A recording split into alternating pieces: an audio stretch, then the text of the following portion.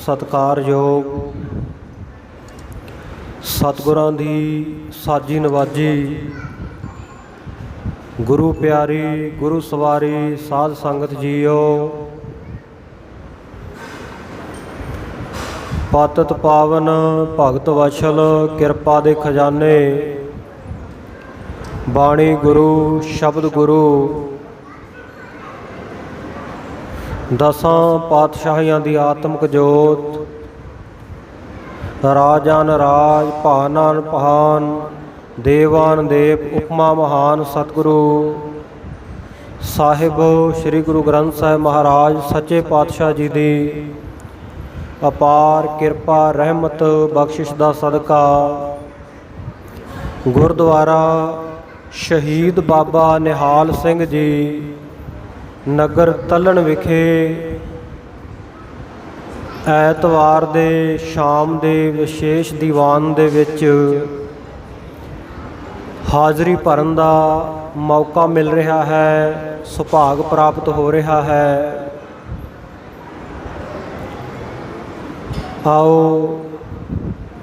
ਬੜੇ ਪਿਆਰ ਦੇ ਨਾਲ ਗੁਰੂ ਚਰਨਾਂ ਵਿੱਚ ਜੁੜ ਕੇ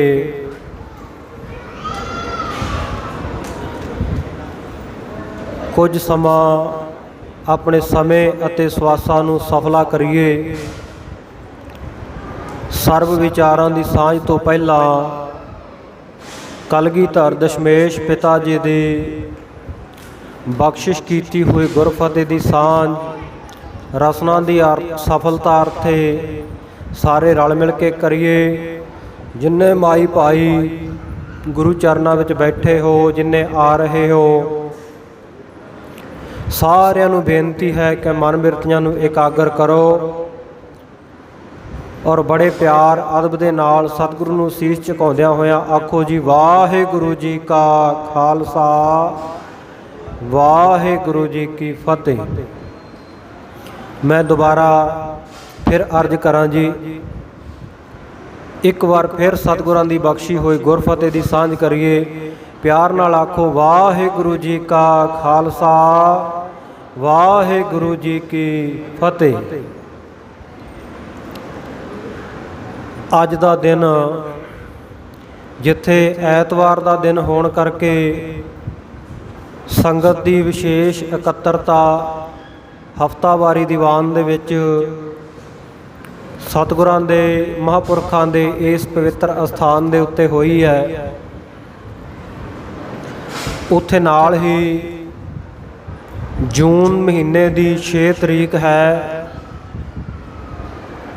ਤੇ ਆਪ ਸਭਨਾਂ ਨੂੰ ਪਤਾ ਹੈ ਕਿ ਖਾਲਸਾ ਪੰਥ ਵਿੱਚ ਇਹ 6 ਜੂਨ ਦੇ ਦਿਨ ਦਾ ਕੀ ਮਹੱਤਵ ਹੈ।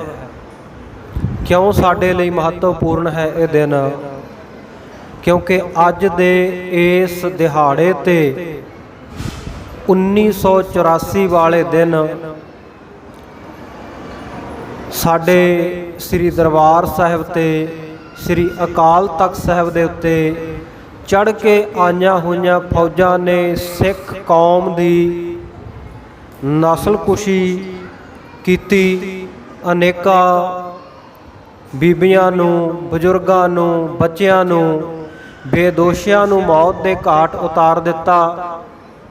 ਗੋਲੀਆਂ ਚਲਾਈਆਂ ਗਈਆਂ, ਬੰਬ ਸੁੱਟੇ ਗਏ, ਟੈਂਕਾਂ ਗਰਨੇਡਾਂ ਦੇ ਨਾਲ ਸਾਡੇ ਮੁਕੱਦਸ ਅਸਥਾਨ ਦੇ ਉੱਤੇ ਹਮਲਾ ਕੀਤਾ ਗਿਆ, ਜਿਸ ਦੌਰਾਨ 20ਵੀਂ ਸਦੀ ਦੇ ਮਹਾਨ ਸਿੱਖ ਦਮਦਮੀ ਟਕਸਾਲ ਦੇ 14ਵੇਂ ਮੁਖੀ ਮਰਦੇ ਮੁਜਾਹਿਦ ਬਾਬਾ ਏ ਕੌਮ ਸਿੱਖ ਨੌਜਵਾਨਾਂ ਦੇ ਦਿਲਾਂ ਦੀ ਧੜਕਣ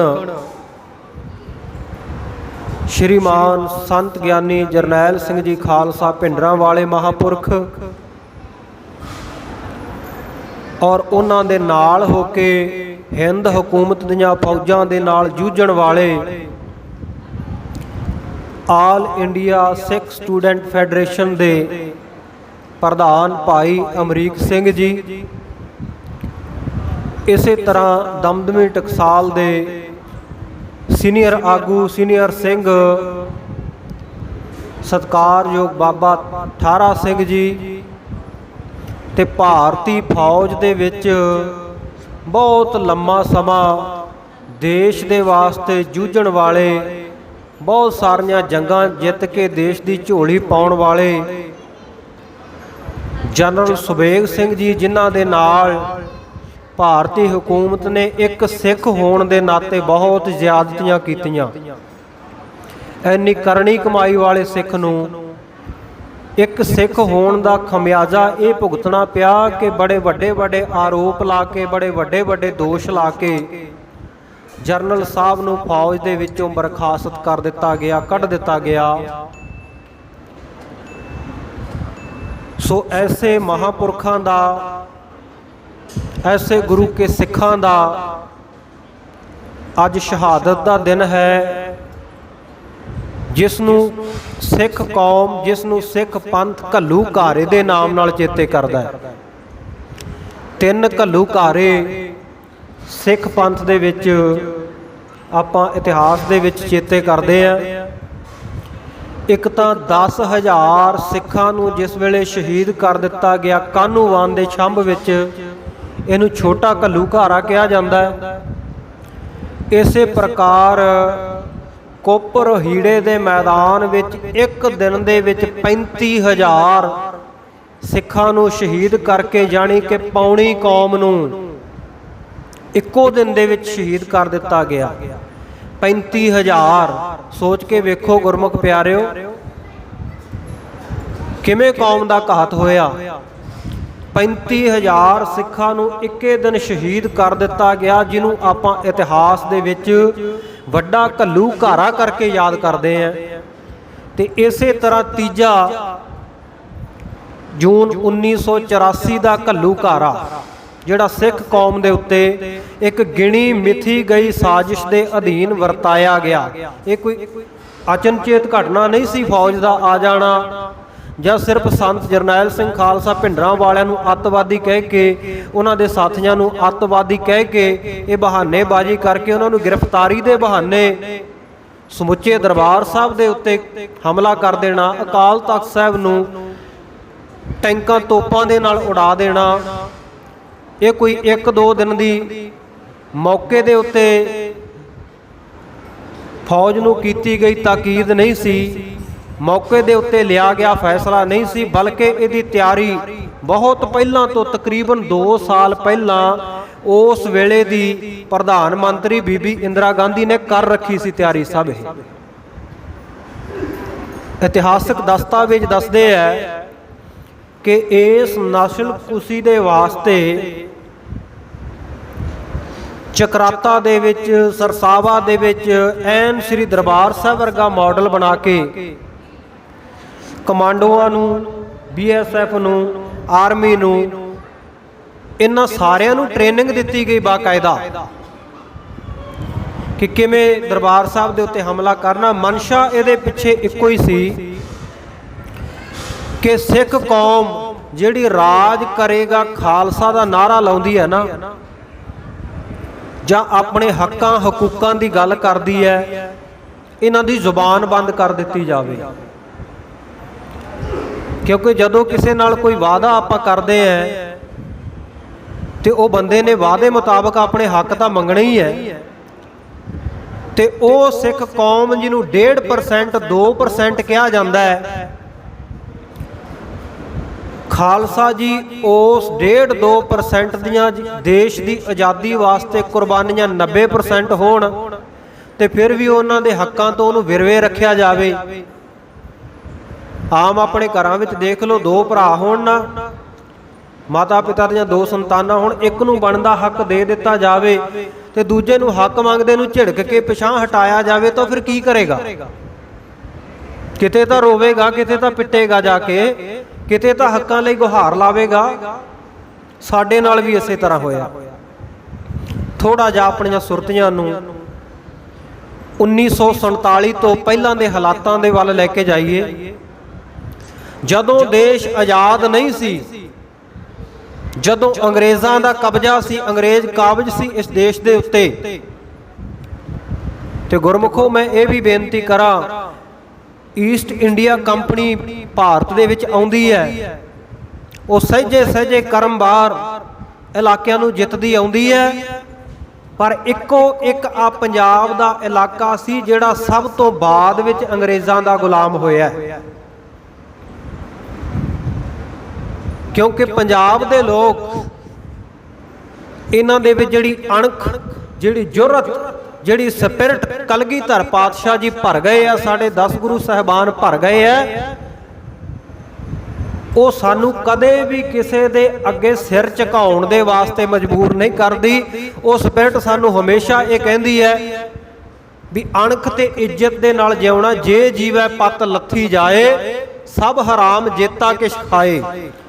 ਜੇ ਪਤ ਲੱਥੀ ਤੋਂ ਇੱਜ਼ਤ ਲਵਾ ਕੇ ਅਣਖ ਗਵਾ ਕੇ ਜਿਉਣਾ ਹੈ, ਤੇ ਸਤਿਗੁਰੂ ਦੀ ਬਾਣੀ ਦੇ ਇਹ ਭਾਵ ਸਾਡੇ ਮਨਾਂ ਵਿੱਚ ਵਸੇ ਹੋਏ ਆ। ਅਸੀਂ ਉਸ ਜਿਉਣ ਨੂੰ ਜਿਉਣਾ ਨਹੀਂ ਮੰਨਦੇ, ਅਸੀਂ ਮੰਨਦੇ ਆ ਵੀ ਅਸੀਂ ਮਰ ਗਏ ਆ। ਮਰਨ ਦਾ ਜ਼ਿਕਰ ਗੁਰਬਾਣੀ ਦੇ ਵਿੱਚ ਬਹੁਤ ਵਾਰ ਆਇਆ। ਤਕਰੀਬਨ ਬਹੁਤ ਸਾਰੇ ਸ਼ਬਦਾਂ ਦੇ ਵਿੱਚ ਮੌਤ ਦੀ ਗੱਲ ਆਈ ਹੈ ਗੁਰਬਾਣੀ ਵਿੱਚ, ਕਿਉਂਕਿ ਮਰਨਾ ਇੱਕ ਅਟਲ ਸਚਾਈ ਹੈ। ਜੋ ਉਪਜਿਓ ਸੋ ਬਿਨਸ ਹੈ, ਪਰੋ ਆਜ ਕੈ ਕਾਲ।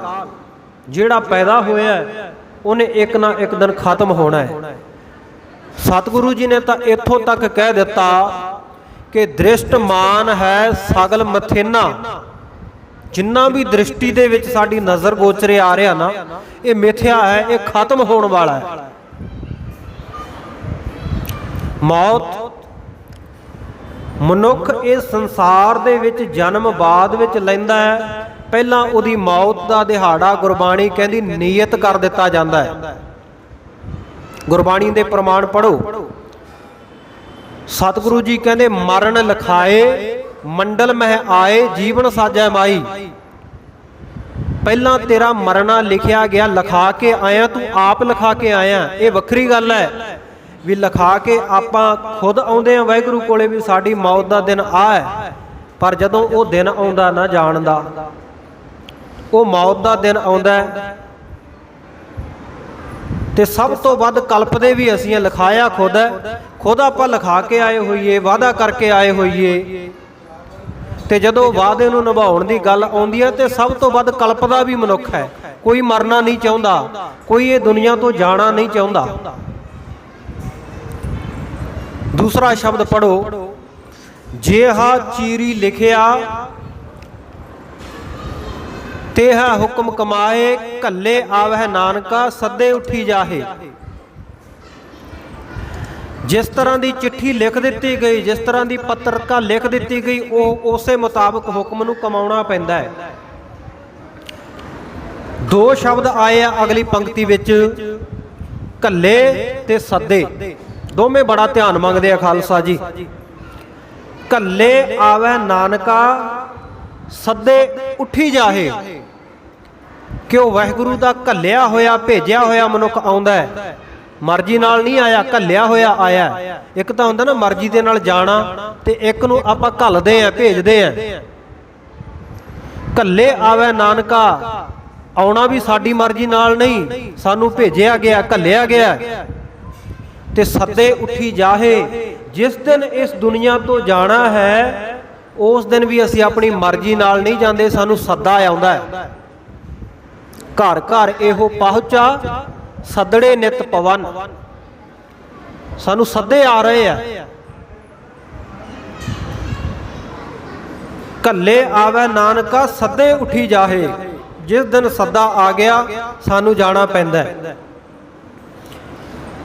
ਜੇਕਰ ਮੌਤ ਦੀ ਗੱਲ ਕਰ ਲਈਏ ਵੀ ਮੌਤ ਕਿੰਨੀਆਂ ਕਿਸਮਾਂ ਦੀ ਹੈ, ਤੇ ਸਾਡੇ ਜ਼ਿਹਨ ਦੇ ਵਿੱਚ, ਸਾਡੇ ਦਿਮਾਗ ਦੇ ਵਿੱਚ ਇਹ ਗੱਲ ਆਵੇਗੀ ਕਿ ਮਰਨਾ ਤਾਂ ਮਰਨਾ, ਵੀ ਮੌਤ ਦੀਆਂ ਕਾਹਦੀਆਂ ਕਿਸਮਾਂ ਹੁੰਦੀਆਂ। ਇਹ ਕੋਈ ਨਰਮੇ ਦਾ, ਝੋਨੇ ਦਾ, ਕਣਕ ਦਾ ਬੀਜ ਥੋੜੀ ਹੈ ਵੀ ਜਿਹਦੀਆਂ ਅਲੱਗ-ਅਲੱਗ ਕਿਸਮਾਂ ਹੁੰਦੀਆਂ। ਮਰਨਾ ਤਾਂ ਮਰਨਾ ਹੀ ਹੈ, ਬਸ ਬੰਦਾ ਚੜ੍ਹਾਈ ਕਰ ਗਿਆ, ਪ੍ਰਾਣ ਪੰਖੇਰੂ ਸਰੀਰ ਵਿੱਚੋਂ ਨਿਕਲ ਗਏ ਤੇ ਮਰ ਗਿਆ। ਪਰ ਨਹੀਂ, ਸਤਿਗੁਰੂ ਜੀ ਦੀ ਬਾਣੀ ਨੇ 3 ਪ੍ਰਕਾਰ ਦੀ ਮੌਤ ਗੁਰਬਾਣੀ ਦੇ ਵਿੱਚ ਆਖੀ ਹੈ। ਆਪਾਂ ਪੜ੍ਹਦੇ ਵੀ ਹੈ, ਸੁਣਦੇ ਵੀ ਹੈ, ਪਰ ਵਿਚਾਰਦੇ ਨਹੀਂ। ਉਹ 3 ਪ੍ਰਕਾਰ ਦੀ ਮੌਤ ਕਿਹੜੀ ਕਿਹੜੀ ਹੈ? ਉਹ ਜਿਹੜੀ ਮੌਤ ਹੈ, ਅਮੀਰ ਨੂੰ ਵੀ ਆਉਂਦੀ ਹੈ, ਗਰੀਬ ਨੂੰ ਵੀ ਆਉਂਦੀ ਹੈ, ਬੁੱਧੀਮਾਨ ਗਿਆਨੀ ਨੂੰ ਵੀ ਆਉਂਦੀ ਹੈ, ਅਗਿਆਨੀ ਅਨਪੜ੍ਹ ਨੂੰ ਵੀ ਆਉਂਦੀ ਹੈ। ਚੁੰਝ ਗਿਆਨ ਜਿਹਦੇ ਕੋਲੇ ਹੋਵੇ, ਚਤੁਰਾਈ ਦੀ ਖੱਟੀ ਖਾਂਦਾ ਹੋਵੇ, ਉਹਨੂੰ ਵੀ ਆਉਂਦੀ ਹੈ। ਸਤਿਗੁਰੂ ਜੀ ਦਾ ਬਚਨ ਹੈ, ਅਤ ਸੁੰਦਰ ਕੁਲੀਨ ਚਤੁਰ ਮੁਖ ਗਿਆਨੀ ਧਨਵੰਤ ਮਿਰਤਕ ਕਹੀਐ ਨਾਨਕਾ ਜਿਹ ਪ੍ਰੀਤ ਨਹੀਂ ਭਗਵੰਤ। ਉਹਨੂੰ ਮਿਰਤਕ ਕਿਹਾ ਜਾਂਦਾ। ਮਿਰਤਕ ਉਹੀ ਜਿਹਦੀ ਮੌਤ ਹੋ ਗਈ, ਡੈੱਡ ਬੋਡੀ। ਜੇ ਤੂੰ ਸਰੀਰ ਦੇ ਵਿੱਚ ਜਿਉਂਦਾ ਵੀ ਫਿਰਦਾ ਹੈ, ਅਤ ਦਾ ਸੁੰਦਰ ਵੀ ਹੈ, ਉੱਚੀ ਤੇਰੀ ਕੁਲ ਵੀ ਹੈ, ਬੜਾ ਚਤੁਰ ਵੀ ਹੈ, ਮੁਖ ਗਿਆਨੀ ਵੀ ਬੜਾ ਹੈ, ਬੜੀਆਂ ਗੱਲਾਂ ਆਉਂਦੀਆਂ ਤੈਨੂੰ, ਗੱਲਾਂ ਦੀ ਖੱਟੀ ਬਹੁਤ ਖਾਨਾ ਹੈ, ਤੇ ਧਨਵੰਤ ਧਨਵਾਨ ਵੀ ਬਹੁਤ ਹੈ। ਪਰ ਫਿਰ ਵੀ ਆਪਣੇ ਆਪ ਨੂੰ ਤੁਰਿਆ ਫਿਰਦਾ ਦੁਨੀਆ ਦੇ ਵਿੱਚ ਇਹ ਨਾ ਜਾਣੀ ਕਿ ਮੈਂ ਜਿਉਂਦਾ ਹਾਂ। ਸਤਿਗੁਰ ਸੱਚੇ ਪਾਤਸ਼ਾਹ ਕਹਿੰਦੇ ਮਿਰਤਕ ਕਹੀਐ ਨਾਨਕਾ ਜੇ ਪ੍ਰੀਤ ਨਹੀਂ ਭਗਵੰਤ। ਜੇ ਰੱਬ ਦੇ ਨਾਲ ਪਿਆਰ ਨਹੀਂ, ਕਹਿੰਦੇ ਫਿਰ ਤੂੰ ਮੁਰਦਾ ਹੈ, ਮੁਰਦਿਆਂ ਦੇ ਤੁਲ ਹੈ। ਇੱਕ ਤਾਂ ਹੋ ਗਈ ਇਹ ਕਿਸਮ ਵੀ ਜਿਹਦਾ ਆਪਣੇ ਧਰਮ ਦੇ ਨਾਲ, ਆਪਣੇ ਗੁਰੂ ਪੀਰ ਦੇ ਨਾਲ ਕੋਈ ਪ੍ਰੇਮ ਨਹੀਂ, ਕਿਸੇ ਵੀ ਧਰਮ ਵਿੱਚ ਹੋਵੇ। ਕਿਉਂਕਿ ਸਤਿਗੁਰੂ ਜੀ ਦਾ ਉਪਦੇਸ਼ ਸਰਬ ਸਾਂਝੀਵਾਲਤਾ ਦਾ ਉਪਦੇਸ਼ ਹੈ, ਇਕੱਲੇ ਸਿੱਖਾਂ ਵਾਸਤੇ ਨਹੀਂ। ਇਹ ਵੱਖਰੀ ਗੱਲ ਹੈ ਵੀ ਸਾਡੇ ਮਨ ਵਿੱਚ ਭੁਲੇਖਾ ਹੈ ਵੀ ਸ੍ਰੀ ਗੁਰੂ ਗ੍ਰੰਥ ਸਾਹਿਬ ਮਹਾਰਾਜ ਸਿਰਫ ਸਿੱਖਾਂ ਦਾ ਗੁਰੂ ਹੈ। ਨਹੀਂ, ਇਹ ਤੇ ਜਗਤ ਦੇ ਗੁਰੂ ਹਨ। ਕੋਈ ਆਵੇ, ਸਾਰਿਆਂ ਵਾਸਤੇ ਉਪਦੇਸ਼ ਹੈ। ਖੱਤਰੀ ਬ੍ਰਾਹਮਣ ਸੂਦ ਵੈਸ ਉਪਦੇਸ਼ ਚਹੁ ਵਰਨਾ ਕੋ ਸਾਂਝਾ। ਸਾਰਿਆਂ ਵਾਸਤੇ ਸਾਂਝਾ ਉਪਦੇਸ਼ ਹੈ। ਜਿਹੜਾ ਵੀ ਮਨੁੱਖ ਆਪਣੇ ਧਰਮ ਵਿੱਚ ਪਰਪੱਕ ਨਹੀਂ, ਰੱਬ ਦੇ ਨਾਮ ਦੇ ਨਾਲ ਜਿਹਦੀ ਪ੍ਰੀਤੀ ਨਹੀਂ, ਪ੍ਰੇਮ ਨਹੀਂ, ਉਹ ਮੁਰਦਾ ਹੈ, ਉਹਦੀ ਮੌਤ ਹੋ ਚੁੱਕੀ ਹੈ। ਇੱਕ ਦੂਜੀ ਕਿਸਮ ਦੀ ਮੌਤ ਸਤਿਗੁਰ ਸੱਚੇ ਪਾਤਸ਼ਾਹ ਬਾਣੀ ਵਿੱਚ ਕਹਿੰਦੇ ਨੇ, ਜਿਨ ਹਰ ਹਿਰਦੈ ਨਾਮ ਨਾ ਬਸਿਓ ਤਿਨ ਮਾਤ ਕੀਜੈ ਹਰ ਬਾਂਝਾ ਤਿਨ ਸੁਣੀ ਦੇਹ ਫਿਰਹਿ ਬਿਨ ਨਾਵੈ ਓਏ ਖੱਪ ਖੱਪ ਮੋਏ ਕਰਾਂਝਾ। ਕਹਿੰਦੇ ਵੇਖਣ ਨੂੰ ਉਹਦੀ ਦੇਹ ਤੁਰੀ ਫਿਰਦੀ ਹੈ, ਪਰ ਉਹਦੀ ਮੌਤ ਹੋ ਚੁੱਕੀ ਹੈ, ਸੁੰਨੀ ਹੈ, ਉਹਦੇ ਵਿੱਚ ਆਤਮਾ ਨਹੀਂ ਹੈ, ਆਤਮਿਕ ਤੌਰ ਤੇ ਮੌਤ ਹੋ ਚੁੱਕੀ ਹੈ। ਤਿਨ ਸੁਣੀ ਦੇਹ ਫਿਰੈ ਬਿਨ ਨਾਵੈ, ਨਾਮ ਤੋਂ ਬਿਨਾ ਉਹ ਦੇਹ ਹੀ ਸੁੰਨੀ ਹੈ, ਖਤਮ ਹੈ। ਇੱਕ ਮੌਤ ਹੈ ਜਦੋਂ ਸਾਡੀ ਇਹ ਆਤਮਾ ਸਾਡੇ ਸਰੀਰ ਤੋਂ ਵੱਖਰਾ ਹੋ ਜਾਂਦਾ ਹੈ, ਡੈੱਡ ਬੋਡੀ ਪਈ ਹੁੰਦੀ ਹੈ, ਉਹ ਵੀ ਮੌਤ ਹੈ। ਸੋ ਮੌਤ ਇੱਕ ਬਹੁਤ ਗਹਿਰ ਗੰਭੀਰ ਵਿਸ਼ਾ ਹੈ। ਇਹਦੇ ਉੱਤੇ ਘੰਟਿਆਂ ਬੱਧੀ ਕੀ, ਮਹੀਨਿਆਂ ਬੱਧੀ, ਸਾਲਾਂ ਬੱਧੀ ਵਿਚਾਰ ਕੀਤੀ ਜਾ ਸਕਦੀ ਹੈ। ਪਰ ਅੱਜ ਜਿਸ ਮੌਤ ਦੀ ਗੱਲ ਆਪਾਂ ਕਰਨ ਲੱਗੇ ਹਾਂ, ਉਹ ਸਤਿਗੁਰ ਦੀ ਬਾਣੀ ਕਹਿੰਦੀ ਹੈ, ਮਰਨ ਮੁਨਸਾ ਸੂਰਿਆਂ ਹੱਕ ਹੈ ਜੋ ਹੋਏ ਮਰਨ ਪ੍ਰਵਾਣੋ। ਕਹਿੰਦੇ ਮਰਦ ਉਸ ਮੌਤ ਨੂੰ ਆਪਣਾ ਹੱਕ ਸਮਝਦੇ ਆ, ਉਹ ਮੌਤ ਹੈ ਪ੍ਰਵਾਨ ਹੋਣ ਵਾਲੀ, ਜਿਹਨੂੰ ਭਗਤ ਬਾਬਾ ਕਬੀਰ ਸਾਹਿਬ ਜੀ ਦੇ ਅਲਫਾਜ਼ ਇਉਂ ਬਿਆਨਦੇ ਹੈ, ਕਬੀਰ ਮੋਹੇ ਮਰਨੇ ਕਾ ਚਾਉ ਹੈ, ਮਰੋ ਤਾਂ ਹਰ ਕੈ ਦੁਆਰ, ਮਤ ਹਰ ਪੁੱਛੈ ਕੌਣ ਹੈ, ਪਰਾ ਹਮਾਰਾ ਬਾਰ। ਉਹ ਮੌਤ ਐਸੀ ਮਰਨੀ ਜੋ ਮਰੈ ਬਹੁਰ ਨਾ ਮਰਨਾ ਹੋਏ। ਉਹ ਮੌਤ ਜਿਹਦੇ ਨਾਲ ਦੁਬਾਰਾ ਫਿਰ ਮਰਨਾ ਨਹੀਂ ਹੁੰਦਾ, ਦੁਬਾਰਾ ਮਰਨਾ ਨਹੀਂ ਪੈਂਦਾ। शहीद की जो मौत है वो कौम की हयात है, हयात तो हयात यहाँ मौत भी हयात है। लोग तो हयात जिंदगी नूं समझते हैं ना, भी जिंदगी तो बाद मौत आ जानी है, खत्म हो जाना है। पर शहीदां दी मौत है जिहड़ी वो कौमां दी जिंदगी हुंदी है। शहीद कदे मरदा नहीं, शहीद कदे खत्म नहीं हुंदा। और सतगुरु अर्जन देव महाराज सच्चे पातशाह शहादतां दी ऐसी सानू सेध दे गए है, ऐसा दिशा निर्देश दे गया, शहादतां दा ऐसा बीज गए है। सतगुरु दे बचनां नू किसी इतिहासकार ने, किसी कवि ने बड़ा सुंदर लिखिया है। जदों सतगुरु गुरु अर्जन देव महाराज जिन्हां नू शहीदां दे सिरताज कहने हैं, सिरताज, सिर दा ताज, सब तो उपरला अहुदा, शहीदां दे विचों सिरमौर धन सतगुरु अर्जन देव जी महाराज सच्चे पातशाह जदों तत्ती तवी दे उत्ते बिठाल के सतगुरु सच्चे पातशाह जी नूं तसीहे दिते जा रहे हैं, शहीद किया जा रहा है। ते सतगुरु जी दे उन्हां बचनां नूं किसी कवि ने बड़ा सुंदर बयान किया है। ਸਤਿਗੁਰੂ ਜੀ ਕਹਿੰਦੇ ਮੈਂ ਸ਼ਹਾਦਤਾਂ ਦਾ ਐਸਾ ਬੂਟਾ ਲਾ ਚੱਲਿਆ, ਇਹ ਐਸਾ ਬੂਟਾ ਹੈ ਕਿ ਥੋੜੇ ਦਿਨਾਂ ਵਿੱਚ ਖਿੜ ਕੇ ਫੁੱਲ ਇਸ ਦੇ ਬਿਖਰ ਜਾਣਗੇ। ਇਉਂ ਸੰਸਾਰ ਅੰਦਰ ਕੋਈ ਚਾਂਦਨੀ ਚੌਂਕ ਨੂੰ ਭਾਗ ਲਾਸੀ, ਚੜ ਕੇ ਦੇਸ਼ ਦੇ ਦਰਦ ਪਿਆਰ ਅੰਦਰ। ਮਹਿਕ ਉੱਠੂ ਚਮਕੌਰ ਦੀ ਜੂਹ ਸਾਰੀ, ਟੁੱਟੇ ਜਦੋਂ ਦੋ ਰੁੱਤ ਬਹਾਰ ਅੰਦਰ। ਅੱਧ ਖਿੜੇ ਹੀ ਤੋੜ ਕੇ ਟਾਹਣੀਆਂ ਤੋਂ, ਚਿਣ ਛੱਡੇਗਾ ਕੋਈ ਦੀਵਾਰ ਅੰਦਰ। ਬਣੀ ਰਹੇਗੀ ਸਦਾ ਬਹਾਰ ਇਸ ਤੇ, ਲਾਗੇ ਖਿਜ਼ਾਂ ਨੇ ਇਸ ਦੇ ਢੁਕਣਾ ਨਹੀਂ। ਲੱਗੀ ਔੜ ਤੇ ਇਸ ਨੇ ਸੁੱਕਣਾ ਨਹੀਂ, ਕਿਉਂਕਿ ਖੂਨ ਸ਼ਹੀਦਾਂ ਦਾ ਮੁੱਕਣਾ ਨਹੀਂ।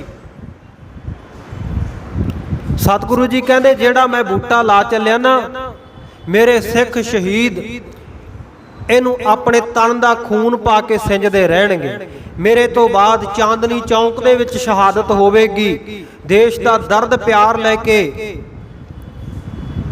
ਧੰਨ ਗੁਰੂ ਤੇਗ ਬਹਾਦਰ ਸਾਹਿਬ ਮਹਾਰਾਜ ਦੀ ਸ਼ਹਾਦਤ ਵੱਲ ਇਸ਼ਾਰਾ ਹੈ। ਫਿਰ ਮਹਿਕ ਉੱਠੂ ਚਮਕੌਰ ਦੀ ਜੂਹ ਸਾਰੀ, ਚਮਕੌਰ ਦੀ ਗੜੀ ਵਿੱਚ ਬਹਾਰ ਰੁੱਤ ਅੰਦਰ ਭਰ ਜਵਾਨੀ ਦੇ ਅੰਦਰ ਸਾਹਿਬਜ਼ਾਦਿਆਂ ਦੀ ਸ਼ਹਾਦਤ ਹੋਵੇਗੀ। ਇਸੇ ਤਰ੍ਹਾਂ ਅੱਧ ਖਿੜੇ ਫੁੱਲਾਂ ਵਰਗੇ ਛੋਟੇ ਸਾਹਿਬਜ਼ਾਦੇ ਛੋਟੀ ਵਰੇਸ ਦੇ ਵਿੱਚ ਉਹਨਾਂ ਨੂੰ ਦੀਵਾਰਾਂ ਵਿੱਚ ਚਿਣਿਆ ਜਾਵੇਗਾ।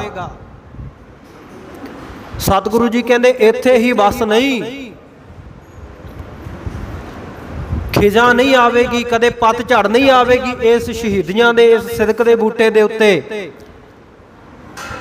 ਬਣੀ ਰਹੇਗੀ ਸਦਾ ਬਹਾਰ ਇਸ ਤੇ, ਲਾਗੇ ਖਿਜ਼ਾ ਨੇ ਇਸ ਦੇ ਢੁਕਣਾ ਨਹੀਂ। ਲੱਗੀ ਔੜ ਤੇ ਇਸ ਨੇ ਸੁੱਕਣਾ ਨਹੀਂ। ਔੜ ਲੱਗ ਜਾਵੇ ਨਾ, ਬੂਟੇ ਨੂੰ ਪਾਣੀ ਨਾ ਪਵੇ, ਉਹ ਸੁੱਕ ਜਾਂਦਾ ਹੈ। ਤੇ ਕਹਿੰਦੇ ਔੜ ਲੱਗੇਗੀ ਨਹੀਂ, ਕਿਉਂਕਿ ਸ਼ਹੀਦਾਂ ਦਾ ਖੂਨ ਕਦੇ ਮੁੱਕਣਾ ਹੀ ਨਹੀਂ। ਇਹ ਸ਼ਹਾਦਤਾਂ ਦੇ ਬੂਟੇ ਵਿੱਚ, ਇਹ ਸਿਦਕ ਦੇ ਬੂਟੇ ਵਿੱਚ ਸਦਾ ਪੈਂਦਾ ਹੀ ਰਹੇਗਾ।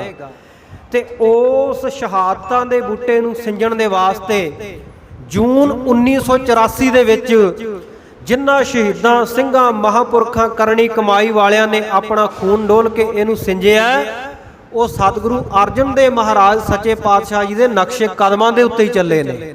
ਉਹਨਾਂ ਨੂੰ ਅੱਜ ਆਪਾਂ ਯਾਦ ਕਰ ਰਹੇ ਹਾਂ। ਮੈਂ ਬੇਨਤੀ ਕਰ ਰਿਹਾ ਸੀ ਵੀ ਸਾਡੇ ਨਾਲ ਇਹ ਵਾਪਰਿਆ ਕਿਉਂ। 1947 ਤੋਂ ਪਹਿਲਾਂ ਦੀ ਗੱਲ, ਤੇ ਉਸ ਵੇਲੇ ਦੇ ਮਹਾਤਮਾ ਗਾਂਧੀ ਦੇ, ਪੰਡਿਤ ਜਵਾਹਰ ਲਾਲ ਨਹਿਰੂ ਦੇ ਬਿਆਨਾਂ ਨੂੰ ਦੇਖੀਏ ਤੇ ਹਮੇਸ਼ਾ ਹੀ ਕਹਿੰਦੇ ਹੁੰਦੇ ਸਨ ਕਿ ਹਮ ਹਿੰਦੂ ਸਿੱਖ ਭਾਈ ਭਾਈ ਹੈ, ਸਾਡਾ ਨੌ ਮਾਸ ਦਾ ਰਿਸ਼ਤਾ, ਅਸੀਂ ਕਦੇ ਅਲੱਗ ਨਹੀਂ ਹੋ ਸਕਦੇ। ਕਿਉਂਕਿ ਉਹਨਾਂ ਕੋਲੇ ਦਲੀਲਬਾਜ਼ ਵਿਦਵਾਨਾਂ ਦੀ ਕਮੀ ਨਹੀਂ ਹੈ। ਅੱਜ ਸਾਡੇ ਸਿੱਖ ਕੌਮ ਵਿੱਚ ਇਹ ਘਾਟ ਹੈ, ਅਸੀਂ ਆਪਣੇ ਧਰਮ ਬਾਰੇ ਨਹੀਂ ਦੱਸ ਸਕਦੇ, ਸਾਡੇ ਕੋਲ ਦਲੀਲਾਂ ਨਹੀਂ। ਸਾਨੂੰ ਕੋਈ ਵੀ ਆ ਕੇ ਭਟਕਾ ਦੇ, ਕੋਈ ਦੇਹਧਾਰੀ ਗੁਰੂ ਦਾ ਚੇਲਾ ਭਟਕਾ ਦੇ, ਕੋਈ ਦੂਜੇ ਧਰਮ ਵਾਲਾ ਆ ਕੇ ਆਪਣਾ ਪ੍ਰਚਾਰ ਕਰਨ ਲੱਗ ਪਵੇ ਨਾ, ਸਾਡੇ ਸਿੱਖਾਂ ਦੇ ਘਰਾਂ ਵਿੱਚ ਜਾ ਕੇ ਕਹਦੇ ਤੁਹਾਨੂੰ ਮਹੀਨੇ ਦਾ ਰਾਸ਼ਨ ਫ੍ਰੀ ਮਿਲੂਗਾ, ਤੇ ਅਸੀਂ ਝੱਟ ਉਹ ਧਰਮ ਅਪਣਾਉਣ ਵਾਸਤੇ ਤਿਆਰ ਹੋ ਜਾਂਦੇ ਹਾਂ, ਕਿਉਂਕਿ ਸਾਡੇ ਕੋਲੇ ਸੋਚ ਨਹੀਂ ਹੈ। ਸਨਾਤਨ ਮਤੀਏ ਬਹੁ ਗਿਣਤੀ ਵਾਲੇ ਲੋਕ ਲੰਬੀ ਸੋਚ, ਦੂਰ ਦ੍ਰਿਸ਼ਟੀ ਲੈ ਕੇ ਚੱਲਦੇ ਆ, ਕਿਵੇਂ ਘੱਟ ਗਿਣਤੀਆਂ ਨੂੰ ਆਪਣੇ ਵਿੱਚ ਜਜ਼ਬ ਕਰਨਾ ਹੈ। ਉਹਨਾਂ ਨੇ ਬੜੀਆਂ ਦਲੀਲਾਂ ਦਿੱਤੀਆਂ ਆ ਕੇ ਕਿ ਅਸੀਂ ਹਿੰਦੂ ਸਿੱਖ ਭਾਈ ਭਾਈ ਆ, ਅਸੀਂ ਆਪਣੇ ਤੋਂ ਇੱਕ ਦੂਜੇ ਤੋਂ ਅਲੱਗ ਨਹੀਂ ਹੋ ਸਕਦੇ, ਅਸੀਂ ਰਲ ਕੇ ਸੰਘਰਸ਼ ਕਰੀਏ, ਅਸੀਂ ਰਲ ਕੇ ਦੇਸ਼ ਦੀ ਆਜ਼ਾਦੀ ਵਾਸਤੇ ਕੰਮ ਕਰੀਏ। ਤੇ ਜਿਨ੍ਹਾਂ ਨੂੰ ਅੱਜ 1.5% 2% ਘੱਟ ਗਿਣਤੀ ਕਹਿ ਕੇ ਦੁਰਕਾਰਿਆ ਜਾਂਦਾ ਹੈ, ਹੱਕਾਂ ਤੋਂ ਵਾਂਝੇ ਰੱਖਿਆ ਜਾਂਦਾ ਹੈ, 90% ਕੁਰਬਾਨੀਆਂ ਆ ਤੁਸੀਂ 2% ਵਾਲਿਆਂ ਨੇ 1.5% ਵਾਲਿਆਂ ਨੇ ਕੀਤੀਆਂ।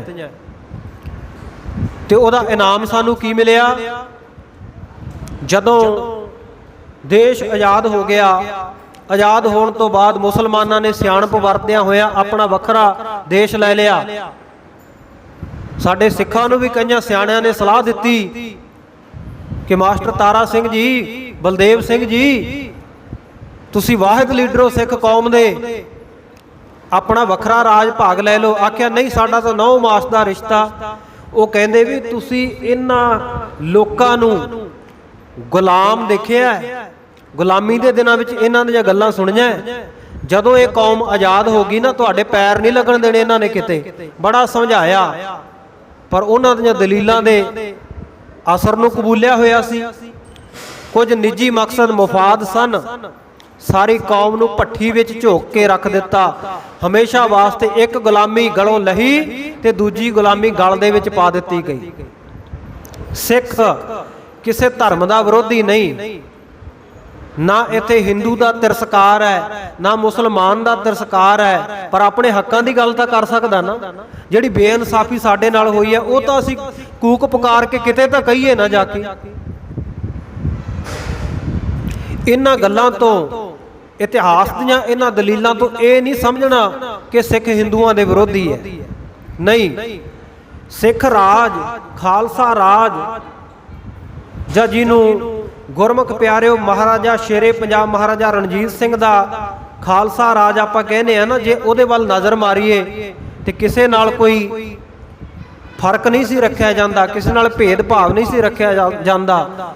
ਤੇ 1973 ਦੇ ਵਿੱਚ ਜੋ ਅਨੰਦਪੁਰ ਸਾਹਿਬ ਦਾ ਮਤਾ ਜਾਂ ਸਿੱਖ ਹੱਕਾਂ ਦੀ ਗੱਲ, ਵੱਖਰੇ ਸੂਬੇ ਦੀ ਗੱਲ, ਵੱਧ ਅਧਿਕਾਰਾਂ ਦੀ ਗੱਲ ਕੀਤੀ ਗਈ ਹੈ, ਉਹਦੇ ਵਿੱਚ ਵੀ ਗੁਰਮੁਖ ਪਿਆਰਿਓ ਇਹ ਠੀਕ ਆ ਵੀ ਅਨੰਦਪੁਰ ਸਾਹਿਬ ਦੇ ਮਤੇ ਨੂੰ ਉਹਨੂੰ ਖਾਲਿਸਤਾਨ ਕਹਿ ਕੇ ਤੇ ਇੱਕ ਹਊਆ ਬਣਾ ਕੇ ਪੇਸ਼ ਕੀਤਾ ਗਿਆ ਲੋਕਾਂ ਦੇ ਮਨਾਂ ਦੇ ਵਿੱਚ ਵੀ ਇਹ ਤਾਂ ਸਿੱਖ ਜੀ ਵੱਖਰੇ ਚਾਹੁੰਦੇ ਆ, ਵੀ ਸ਼ਾਇਦ ਉੱਥੇ ਖਾਲਸੇ ਹੀ ਰਹਿਣਗੇ, ਸਿੱਖ ਹੀ ਰਹਿਣਗੇ, ਬਾਕੀਆਂ ਨੂੰ ਉੱਥੋਂ ਮਾਰ ਕੁੱਟ ਕੇ ਕੱਢ ਦਿੱਤਾ ਜਾਵੇਗਾ। ਇਹ ਫਿਤਰਤ ਕਲਗੀਧਰ ਪਾਤਸ਼ਾਹ ਨੇ ਸਿੱਖਾਂ ਨੂੰ ਨਹੀਂ ਬਖਸ਼ੀ। ਸਿੱਖ ਰਾਜ ਕੈਸਾ? ਸਿੱਖ ਰਾਜ ਦੇ ਵਿੱਚ ਜੇਕਰ ਸਿੱਖ ਵੀ ਕਿਸੇ ਨਾਲ ਵਧੀਕੀ ਕਰਦਾ ਹੈ ਤੇ ਸਿੱਖਾਂ ਦਾ ਰਾਜਾ ਉਹਨਾਂ ਸਿੱਖਾਂ ਨੂੰ ਵੀ ਝਾੜ ਪਾਉਂਦਾ, ਝਿੜਕਦਾ ਹੈ। ਇੱਕ ਵਾਰ ਕਹਿੰਦੇ ਸ਼ੇਰੇ ਪੰਜਾਬ ਮਹਾਰਾਜਾ ਰਣਜੀਤ ਸਿੰਘ ਦੇ ਰਾਜ ਦੇ ਵਿੱਚ ਰਾਜ ਭਾਗ ਦੇ ਨਸ਼ੇ ਦੇ ਵਿੱਚ ਮਸਤ ਹੋਏ ਕੁਝ ਸਿੱਖਾਂ ਨੇ, ਕੁਝ ਜਥੇਦਾਰਾਂ ਨੇ, ਕੁਝ ਖਾਲਸਿਆਂ ਨੇ ਜਾ ਕੇ ਨਾ ਮਸੀਤ ਦੇ ਵਿੱਚ ਕਾਜੀ ਨੂੰ ਝਿੜਕ ਦਿੱਤਾ। ਉਹਨੂੰ ਕਹਿਣ ਲੱਗੇ, ਕਾਜੀ ਸਾਹਿਬ ਤੁਹਾਨੂੰ ਪਤਾ ਨਹੀਂ ਸਿੱਖ ਰਾਜ ਹੈ, ਇੱਥੇ ਸਿੱਖਾਂ ਦੀ ਗੱਲ ਚੱਲੇਗੀ, ਤੁਸੀਂ ਜਿਹੜੀ ਆ ਬਾਂਗ ਦਿੰਦੇ ਹੋ ਉੱਚੀ ਆਵਾਜ਼ ਦੇ ਵਿੱਚ, ਇਹ ਅੱਜ ਤੋਂ ਬੰਦ, ਖਾਲਸੇ ਦਾ ਹੁਕਮ ਹੈ। ਉਹ ਕਾਜੀ ਬੜਾ ਪਰੇਸ਼ਾਨ ਹੋਇਆ, ਮੌਲਵੀ ਸਾਹਿਬ ਬੜੇ ਪਰੇਸ਼ਾਨ ਹੋਏ। ਸ਼ੇਰੇ ਪੰਜਾਬ ਮਹਾਰਾਜਾ ਰਣਜੀਤ ਸਿੰਘ ਜੀ ਦੇ ਦਰਬਾਰ ਦੇ ਵਿੱਚ ਚਲੇ ਗਏ, ਕਹਿਣ ਲੱਗੇ, ਸ਼ੇਰੇ ਪੰਜਾਬ ਜੀ, ਅਸੀਂ ਤਾਂ ਸੁਣਿਆ ਹੈ ਵੀ ਤੁਹਾਡੇ ਰਾਜ ਵਿੱਚ ਕਿਸੇ ਦੇ ਨਾਲ ਕੋਈ ਭੇਦਭਾਵ ਨਹੀਂ ਹੁੰਦਾ, ਕੋਈ ਫਰਕ ਨਹੀਂ ਰੱਖਿਆ ਜਾਂਦਾ, ਪਰ ਆਹ ਤਾਂ ਮੇਰੇ ਨਾਲ ਜੱਗੋਂ 13ਵੀਂ ਹੋ ਗਈ। ਕਹਿਣ ਲੱਗੇ, ਕੀ ਹੋਇਆ? ਕਹਿੰਦਾ ਜੀ ਤੁਹਾਡੇ ਕੁਝ ਸਰਦਾਰ ਆਏ, ਉਹਨਾਂ ਨੇ ਮੇਰੀ ਮਸੀਤ ਦਾ ਸਪੀਕਰ ਬੰਦ ਕਰਵਾ ਦਿੱਤਾ, ਮੈਨੂੰ ਕਹਿ ਦਿੱਤਾ ਉੱਚੇ ਮਨਾਰੇ ਤੇ ਚੜ੍ਹ ਕੇ ਬਾਂਗ ਨਹੀਂ ਦੇਣੀ, ਤੇ ਸਾਡਾ ਧਰਮ ਤੁਹਾਡੇ ਰਾਜ ਵਿੱਚ ਸੁਰੱਖਿਅਤ ਨਹੀਂ, ਤੇ ਸਾਨੂੰ ਦੱਸੋ ਵੀ ਅਸੀਂ ਕਿੱਧਰ ਜਾਈਏ, ਕਿਉਂਕਿ ਪਰਜਾ ਨੇ ਤਾਂ ਰਾਜੇ ਕੋਲ ਹੀ ਜਾ ਕੇ ਰੋਣਾ ਹੁੰਦਾ ਨਾ। ਅੱਜ ਵੀ ਪਰਜਾ ਦੇ ਹੱਕਾਂ ਦੇ ਉੱਤੇ ਡਾਕਾ ਪੈ ਰਿਹਾ, ਜ਼ਮੀਨਾਂ ਖੁੱਸਦੀਆਂ ਨਜ਼ਰ ਆ ਰਹੀਆਂ, ਤੇ ਤਾਂ ਹੀ ਉਹ ਦਿੱਲੀ ਦੇ ਦੁਆਰੇ ਦੇ ਉੱਤੇ ਮੋਦੀ ਸਾਹਿਬ ਦੇ ਉੱਥੇ ਜਾ ਕੇ ਬੈਠੇ ਆ, ਰਾਜੇ ਕੋਲ ਹੀ ਰੋਣਾ ਨਾ ਉਹਨਾਂ ਨੇ। ਉਹ ਮੌਲਵੀ ਸਾਹਿਬ ਨੇ ਜਦੋਂ ਆ ਕੇ ਪੁਕਾਰ ਕੀਤੀ, ਗੁਹਾਰ ਲਾਈ, ਇਨਸਾਫ ਕੀਤਾ ਜਾਵੇ, ਤਾਂ ਸਿੱਖਾਂ ਦਾ ਰਾਜਾ, ਇਹ ਸਿੱਖ ਰਾਜ ਦਾ ਮਾਡਲ ਦੇਖੋ ਕੈਸਾ ਸਿੱਖ ਰਾਜ, ਉਹਨੇ ਸਰਦਾਰਾਂ ਨੂੰ ਬੁਲਾ ਲਿਆ। ਕਹਿੰਦਾ ਵੀ ਸਰਦਾਰੋ ਤੁਸੀਂ ਇਹਦੇ ਕੋਲ ਗਏ ਸੀ? ਕਹਿੰਦੇ ਜੀ ਹਾਂ ਗਏ ਸੀ। ਕਹਿੰਦੇ ਕੀ ਕੀਤਾ? ਕਹਿੰਦੇ ਅਸੀਂ ਆਹ ਕੀਤਾ ਵੀ ਇਹ ਮਸੀਤ ਦੇ ਵਿੱਚ ਉੱਚੀ ਬਾਂਗ ਨਹੀਂ ਦੇ ਸਕਦਾ। ਰਾਜ ਸਿੱਖਾਂ ਦਾ, ਸਿੱਖਾਂ ਤੋਂ ਪੁੱਛੇ ਬਿਨਾਂ ਕੁਝ ਨਹੀਂ ਹੋ ਸਕਦਾ। ਸ਼ੇਰੇ ਪੰਜਾਬ ਕਹਿੰਦੇ ਸ਼ਾਬਾਸ਼, ਬਹੁਤ ਚੰਗਾ ਕਰਕੇ ਆਏ ਹੋ, ਸਿੱਖ ਰਾਜ ਹੋਵੇ ਤੇ ਦੂਜਾ ਕੋਈ ਕੰਮ ਕਿਉਂ ਕਰੇ, ਇਹ ਕੰਮ ਤਾਂ ਸਿੱਖਾਂ ਨੂੰ ਕਰਨਾ ਚਾਹੀਦਾ। ਸ਼ੇਰੇ ਪੰਜਾਬ ਕਹਿੰਦਾ ਅੱਜ ਤੋਂ ਇਹ ਮੌਲਵੀ ਸਾਹਿਬ ਮਸੀਤ ਦੇ ਵਿੱਚ ਬਾਂਗ ਨਹੀਂ ਦੇਣਗੇ, ਪਰ ਜਿਹੜੇ ਤੁਸੀਂ ਇਹਨੂੰ ਧਮਕੀ ਦੇਣ ਵਾਸਤੇ, ਥ੍ਰੈਟ ਕਰਨ ਵਾਸਤੇ ਗਏ ਸੀ ਨਾ, ਅੱਜ ਤੋਂ ਸ਼ੇਰੇ ਪੰਜਾਬ ਦਾ ਇਹ ਹੁਕਮ ਹੈ, ਸਿੱਖਾਂ ਦੇ ਰਾਜੇ ਦਾ ਇਹ ਹੁਕਮ ਹੈ ਵੀ ਜਦੋਂ ਨਮਾਜ਼ ਦਾ ਵਕਤ ਹੋਵੇਗਾ, ਪੁੱਛ ਲਿਆ ਸੀ ਨਾ ਵੀ ਕਾਜੀ ਸਾਹਿਬ ਤੁਸੀਂ ਬਾਂਗ ਕਾਹਦੇ ਵਾਸਤੇ ਦਿੰਦੇ ਹੋ? ਉਹਨੇ ਆਖਿਆ ਜੀ ਇਸ ਕਰਕੇ ਦਿੰਦੇ ਆ ਵੀ ਤਾਂ ਕਿ ਜਿੱਥੇ ਜਿੱਥੇ ਵੀ ਕੋਈ ਮੁਸਲਮਾਨ ਭਰਾ ਬੈਠਾ ਉਹਨੂੰ ਪਤਾ ਲੱਗ ਜੇ ਵੀ ਨਮਾਜ਼ ਦਾ ਵਕਤ ਹੋ ਗਿਆ, ਉਹ ਆਪਣੇ ਕੰਮਕਾਰ ਛੱਡ ਕੇ ਨਮਾਜ਼ ਅਦਾ ਕਰੇ, ਆਪਣੇ ਧਰਮ ਦੇ ਫਰਜ਼ ਨੂੰ ਨਿਭਾਵੇ। ਕਹਿੰਦੇ ਇਸ ਕਰਕੇ ਬਾਂਗ ਦਿੰਦੇ ਆ, ਪਰ ਅੱਜ ਤੋਂ ਬੰਦ, ਤੁਸੀਂ ਕਹਿ ਦਿੱਤਾ ਬੰਦ ਹੈ, ਪਰ ਅੱਜ ਤੋਂ ਬਾਅਦ ਕਰਨਾ ਕੀ ਹੈ? ਇਹ ਤੁਹਾਡੀ ਡਿਊਟੀ ਹੈ ਵੀ ਜਦੋਂ ਨਮਾਜ਼ ਦਾ ਵਕਤ ਹੋ ਜਾਵੇਗਾ, ਕੱਲਾ ਕੱਲਾ ਮੁਸਲਮਾਨ ਜਿਸ ਜਿਸ ਜਗ੍ਹਾ ਦੇ ਉੱਤੇ ਕੰਮ ਕਰ ਰਿਹਾ ਹੋਵੇਗਾ ਨਾ, ਤੇ ਤੁਸੀਂ ਸਰਦਾਰੋ ਕੱਲੇ ਕੱਲੇ ਕੋਲੇ ਜਾ ਕੇ ਉਹਨੂੰ ਦੱਸਣਾ ਵੀ ਨਮਾਜ਼ ਦਾ ਟਾਈਮ ਹੋ ਗਿਆ, ਨਮਾਜ਼ ਅਦਾ ਕਰ ਲੈ। ਇਹ ਤੁਹਾਡੀ ਡਿਊਟੀ ਅੱਜ ਤੋਂ। ਉਹਨਾਂ ਸਰਦਾਰਾਂ ਨੂੰ ਆਪਣੀ ਗਲਤੀ ਦਾ ਅਹਿਸਾਸ ਹੋਇਆ, ਕਹਿੰਦੇ ਮਹਾਰਾਜਾ ਸਾਹਿਬ ਗਲਤੀ ਹੋ ਗਈ। ਉਸ ਵੇਲੇ ਆਖਿਆ ਅੱਗੇ ਤੋਂ ਕਦੇ ਐਸਾ ਕਾਰਜ ਨਹੀਂ ਕਰਨਾ, ਐਸਾ ਕੰਮ ਨਹੀਂ ਕਰਨਾ ਜਿਹਦੇ ਨਾਲ ਸਿੱਖ ਰਾਜ ਦੀ ਬਦਨਾਮੀ ਹੋਵੇ, ਇਨਸਾਫ ਦਾ ਗਲਾ ਘੁੱਟਿਆ ਜਾਵੇ। ਇਹ ਸਿੱਖ ਰਾਜ ਦਾ ਮਾਡਲ ਹੈ। ਸਿੱਖ ਕਿਸੇ ਧਰਮ ਦਾ ਵਿਰੋਧੀ ਨਹੀਂ, ਹਾਂ ਸਨਾਤਨੀ ਸੋਚ ਦਾ, ਬਹੁ ਗਿਣਤੀ ਵਾਲਿਆਂ ਦੀ ਸੋਚ ਦਾ ਵਿਰੋਧੀ ਜ਼ਰੂਰ ਹੈ। ਉਹ ਚਾਹੇ ਕੋਈ ਵੀ ਹੋਵੇ, ਇਸਲਾਮ ਵਾਲੇ ਜ਼ੁਲਮ ਕਰਨ, ਸਿੱਖ ਜ਼ੁਲਮ ਕਰਨ, ਹਿੰਦੂ ਜ਼ੁਲਮ ਕਰਨ, ਈਸਾਈ ਕਰਨ, ਸਿੱਖ ਜ਼ੁਲਮ ਦਾ ਵਿਰੋਧੀ ਹੈ। ਆਜ਼ਾਦੀ ਤੋਂ ਪਹਿਲਾਂ ਕੀਤੇ ਗਏ ਵਾਅਦਿਆਂ ਦੇ ਪਰਖੱਚੇ ਉਡਾ ਦਿੱਤੇ ਗਏ। ਜਦੋਂ ਸਿੱਖ ਕੌਮ ਦੇ ਇੱਕ ਮਹਾਨ ਵਿਦਵਾਨ ਸਰਦਾਰ ਕਪੂਰ ਸਿੰਘ ਨੇ ਇਹ ਗੱਲ ਸੁਣੀ ਕਿ ਸਿੱਖ ਇੱਕ ਜਰਾਇਮ ਪੇਸ਼ਾ ਕੌਮ ਹੈ, ਇਹਨਾਂ ਦੇ ਉੱਤੇ ਸਖਤ ਨਿਗਾਹ ਰੱਖੀ ਜਾਵੇ, ਤੇ ਜੇਕਰ ਇਹ ਕੋਈ ਹੀਲ ਹੁਜਤ ਕਰਦੇ ਆ ਤੇ ਇਹਨਾਂ ਦੇ ਨਾਲ ਸਖਤੀ ਦੇ ਨਾਲ ਨਿਪਟਿਆ ਜਾਵੇ। ਇਹ ਤਾਂ ਜਰਾਇਮ ਪੇਸ਼ਾ ਕੌਮ ਹੈ, ਜਰਾਇਮ ਕਰਨਾ, ਕ੍ਰਾਈਮ ਕਰਨਾ ਇਹਨਾਂ ਦੀ ਬੈਕਗ੍ਰਾਉਂਡ ਹੈ, ਤੇ ਇਹਨਾਂ ਨੂੰ ਦਬਾ ਕੇ ਰੱਖਿਆ ਜਾਵੇ। ਜਦੋਂ ਆਹ ਗੱਲ ਸੁਣੀ ਤੇ ਆਜ਼ਾਦੀ ਤੋਂ ਪਹਿਲਾਂ ਦੇ ਕੀਤੇ ਹੋਏ ਵਾਅਦਿਆਂ ਦੇ ਉੱਤੇ ਪਾਣੀ ਫਿਰਦਾ ਨਜ਼ਰ ਆਇਆ। ਫਿਰ ਉਹ ਗੁਰੂ ਕਾ ਸਿੱਖ ਸਰਦਾਰ ਕਪੂਰ ਸਿੰਘ, ਉਹਨੇ ਆ ਕੇ ਸਿੱਖ ਕੌਮ ਨੂੰ ਆ ਕੇ ਜਾਗਰੂਕ ਕੀਤਾ। ਇਹ ਦੱਸਿਆ ਕਿ ਤੁਸੀਂ ਭੁਲੇਖੇ ਦੇ ਵਿੱਚ ਸੀ, ਤੁਸੀਂ ਲੁੱਟੇ ਗਏ, ਤੁਸੀਂ ਪੱਟੇ ਗਏ। ਜਿਹੜੇ ਵਾਅਦੇ ਤੁਹਾਡੇ ਨਾਲ ਕੀਤੇ ਗਏ ਸੀ ਇੱਕ ਵੀ ਵਫਾ ਨਹੀਂ ਹੋਵੇਗਾ, ਕਿਉਂਕਿ ਉਹ ਲੋਕ, ਉਹਨਾਂ ਦੀ ਤਾਂ ਇਹ ਮਨਸ਼ਾ ਹੀ ਇਹ ਹੈ ਵੀ ਵਾਅਦੇ ਕੀਤੇ ਹੀ ਮੁੱਕਰਨ ਵਾਸਤੇ ਜਾਂਦੇ ਆ। ਉਹਨਾਂ ਹੀ ਵਾਅਦਿਆਂ ਨੂੰ ਦੁਬਾਰਾ ਸਰਕਾਰਾਂ ਨੂੰ ਚੇਤੇ ਕਰਾਉਣ ਵਾਸਤੇ, ਕਿਉਂਕਿ ਦੇਸ਼ ਆਜ਼ਾਦ ਹੋ ਗਿਆ, ਬੰਗਲਾ ਜਿਹੜੇ ਬੋਲਦੇ ਸਨ ਉਹਨਾਂ ਨੂੰ ਬੰਗਾਲ ਦੇ ਦਿੱਤਾ ਗਿਆ, ਬੰਗਲਾਦੇਸ਼ ਬਣ ਗਿਆ। ਜਿਹੜੇ ਉੜੀਆ ਬੋਲਦੇ ਸਨ ਉਹਨਾਂ ਨੂੰ ਉੜੀਸਾ ਦੇ ਦਿੱਤਾ ਗਿਆ। ਜਿਹੜੇ ਮਰਾਠੀ ਬੋਲਦੇ ਸਨ ਭਾਸ਼ਾ ਦੇ ਆਧਾਰ ਦੇ ਉੱਤੇ ਮਹਾਰਾਸ਼ਟਰ ਉਹਨਾਂ ਨੂੰ ਬਣਾ ਕੇ ਦੇ ਦਿੱਤਾ ਗਿਆ। ਜਦੋਂ ਤੁਸੀਂ ਸਿੱਖਾਂ ਨੇ, ਤੁਸੀਂ ਪੰਜਾਬੀਆਂ ਨੇ ਗੱਲ ਕੀਤੀ ਵੀ ਅਸੀਂ ਪੰਜਾਬੀ ਬੋਲਦੇ ਹਾਂ, ਸਾਨੂੰ ਵੀ ਕੁਝ ਦਿਓ, ਸਾਡਾ ਦੇਸ਼ ਦੀ ਆਜ਼ਾਦੀ ਵਿੱਚ 90% ਹਿੱਸਾ ਹੈ, ਕੁਝ ਨਾ ਕੁਝ ਤਾਂ ਦੇਣਾ ਚਾਹੀਦਾ, ਸਾਨੂੰ ਉਹਨਾਂ ਹੱਕਾਂ ਤੋਂ ਵਿਰਵੇ ਕਿਉਂ ਰੱਖਿਆ ਗਿਆ। ਤੇ ਉਸ ਵੇਲੇ ਗੁਰਮੁਖ ਪਿਆਰਿਓ, ਸਿੱਖ ਕੌਮ ਨੂੰ ਝਿੜਕ ਦਿੱਤਾ ਗਿਆ, ਸਿੱਖਾਂ ਦਾ ਹੱਕ ਕੋਈ ਨਹੀਂ ਦਿੱਤਾ ਗਿਆ। 1973 ਦੇ ਵਿੱਚ ਫਿਰ ਉਹਨਾਂ ਵਾਅਦਿਆਂ ਨੂੰ ਯਾਦ ਕਰਾਉਣ ਵਾਸਤੇ ਸਾਡੀਆਂ ਅਕਾਲੀ ਸਰਕਾਰਾਂ ਨੇ, ਅਕਾਲੀ ਪਾਰਟੀਆਂ ਨੇ ਇੱਕ ਰੈਜ਼ੋਲੂਸ਼ਨ, ਇੱਕ ਮਤਾ ਪਾਸ ਕੀਤਾ, ਜਿਹਨੂੰ ਆਨੰਦਪੁਰ ਸਾਹਿਬ ਦਾ ਮਤਾ ਕਹਿੰਦੇ ਹੈ। ਜਿਸ ਮਤੇ ਦੀਆਂ ਮਦਾਂ ਨੂੰ ਜੇ ਧਿਆਨ ਦੇ ਨਾਲ ਪੜ੍ਹਿਆ ਜਾਵੇ ਤਾਂ ਇੱਕ ਵੀ ਮੰਗ ਜਿਹੜੀ ਉਹ ਦੇਸ਼ ਦੇ ਵਿਰੋਧ ਦੇ ਵਿੱਚ ਨਹੀਂ ਹੈ, ਭਾਰਤ ਦੇ, ਹਿੰਦੁਸਤਾਨ ਦੇ ਵਿਰੋਧ ਵਿੱਚ ਨਹੀਂ ਹੈ, ਸਗੋਂ ਪੰਜਾਬ ਦੇ ਹੱਕ ਵਿੱਚ ਹੈ ਤੇ ਸਮੁੱਚੇ ਦੇਸ਼ ਦੇ ਵੀ ਹੱਕ ਦੇ ਵਿੱਚ ਹੈ। ਕਿਉਂਕਿ ਜੇ ਦੇਸ਼ ਦੇ ਸੂਬੇ ਖੁਸ਼ਹਾਲ ਹੋਣਗੇ ਤਾਂ ਹੀ ਸਮੁੱਚਾ ਦੇਸ਼ ਖੁਸ਼ਹਾਲ ਹੋਵੇਗਾ। ਜਿਨ੍ਹਾਂ ਮੰਗਾਂ ਨੂੰ ਲੈ ਕੇ ਅੱਜ ਸਿੰਘੂ ਬਾਰਡਰ ਤੇ ਬੈਠੇ ਆ, ਟਿਕਰੀ ਬਾਰਡਰ ਤੇ ਬੈਠੇ ਆ, ਦਿੱਲੀ ਨੂੰ ਚਾਰੇ ਪਾਸਿਓਂ ਘੇਰਾ ਪਾ ਰੱਖਿਆ ਕਿਸਾਨਾਂ ਨੇ, ਆਹੀ ਤਾਂ ਮੰਗਾਂ ਸੀ ਉਹਨਾਂ ਆਨੰਦਪੁਰ ਸਾਹਿਬ ਦੇ ਮਤੇ ਦੇ ਵਿੱਚ। ਕੋਈ ਵੱਖਰੀ ਗੱਲ ਥੋੜੀ ਉਸ ਆਨੰਦਪੁਰ ਦੇ ਮਤੇ ਵਿੱਚ ਕੀਤੀ ਗਈ ਸੀ।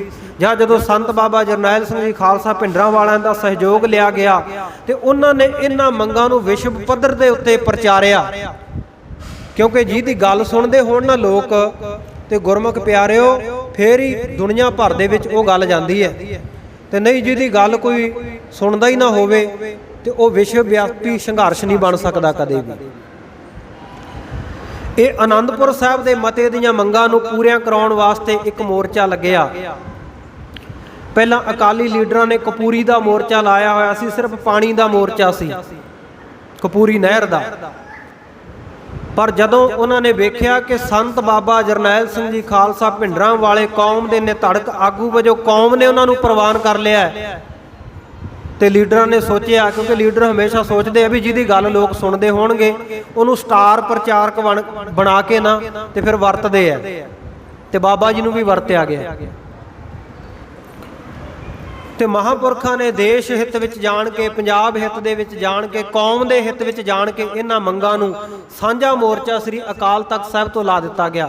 ਹਾਲਾਂਕਿ ਸੰਤਾਂ ਦਾ ਇਹ ਮਤਾ ਨਹੀਂ ਸੀ, ਇਹ ਅਕਾਲੀਆਂ ਦਾ ਮਤਾ ਸੀ, ਪਰ ਬਾਅਦ ਵਿੱਚ ਗਲ ਪਾ ਦਿੱਤਾ ਗਿਆ, ਟਕਸਾਲ ਦੇ ਮਹਾਂਪੁਰਖਾਂ ਦੇ ਗਲ ਮੜ ਦਿੱਤਾ ਗਿਆ ਵੀ ਜੀ ਆਹ ਤਾਂ ਭਿੰਡਰਾਂ ਵਾਲਾ ਅਲੱਗ ਰਾਜ ਦੀ ਗੱਲ ਕਰਦਾ ਹੈ, ਭਿੰਡਰਾਂ ਵਾਲੇ ਦੀਆਂ ਮੰਗਾਂ ਹੈ, ਅਸੀਂ ਤਾਂ ਇਹਨਾਂ ਵਿੱਚ ਥੋੜੀਆਂ ਜਿਹੀਆਂ ਦੇ ਨਾਲ ਵੀ ਸਹਿਮਤ ਹੈ। ਪਰ ਉਹ ਬਾਬਾ ਥੋੜੀਆਂ ਮੰਗਾਂ ਨਾਲ ਨਹੀਂ, क्योंकि गुरु चरनां विच अरदास कीती सी, कहनी करनी दा मर्द सूरमा पूरा सी। इस करके उन्हां आखिया कि जिस मकसद नूं जिन्हां मंगां नूं मुख रख के अरदास कीती गई है ना, उन्हां विचों एक तो भी पिछे नहीं हटना। आपां आनंदपुर दा मता जिहड़ा अपना हक पूरा पूरा लैके अपने घर बैठना है। ये नहीं भी उन्हां विचों अद्धियां मंग लईआं जाण, अद्धियां नाम मन्नियां जाण ते असीं सहमत हो जाइए। हमेशा महापुरखां दीआं स्पीचां विच आपां सुणदे हैं, जदों कोई पत्रकार उन्हां नूं सवाल करदा सी, जी तुसीं भारत दे नाल रहना चाहुंदे हो जां अलग राज दी मंग करदे हो, ते उस वेले असीं आखिया सी कि असीं बीबी इंदिरा तो कदे भी वखरे सिख राज की मंग नहीं की। हाँ, जे वो सिखां नूं वखरा करना चाहुंदी है, असीं वखरा राज भाग लै जरूर लवांगे, असीं मना नहीं करते, क्योंकि असीं 1947 वाली गलती नूं मुड़ दोहराउणा नहीं चाहुंदे। जे सानूं देना चाहुंदे आ, अलग करना चाहुंदे, असीं लै लवांगे। साडी मंग नहीं, असीं रहना नाल चाहुंदे, असीं अपने हक मंगदे आ भी साडे हक दिते जाण, असीं नाल रहीए। पर जे सरकार ये सोचती है कि इन्हां नूं अलग कर दिता जाए, वखरा कर दिता जाए, करना चाहुंदी है तो कर देण, असीं कहंदे लै लवांगे, असीं उह तों एक कदम भी पिछे नहीं हटांगे। 1947 वाली गलती असीं नहीं करनी। हमेशा कहंदे खालसा जी असीं 1947 विच टोपी अते जनेऊ नूं आज़ाद कराया, हुण असीं अपनी पग आज़ाद कराउणी है, ये गुलामी दे थल्ले नहीं रहण देणी। गल तो अपनी पग की सी ना, अपनी अणख की सी ना, पंजाब के हकों की हितों की गल सी, पर उन्होंने हऊआ बना के पेश किया गया। असी क्योंकि उन्होंने चीज़ों को पढ़िया नहीं हुंदा, सुनिया नहीं हुंदा, तो असी देखा देखी कई गलत फहमियां पाल लैंदे आ। कई कही जाणगे जी संत भिंडरां वाले श्री अकाल तख्त साहिब के उत्ते जाके क्यों लुक गए, क्यों गए उत्थे, उन्हां दे करके अकाल तख्त साहिब ते हमला होया, वो बाहर भी तो लड़ सकते सी।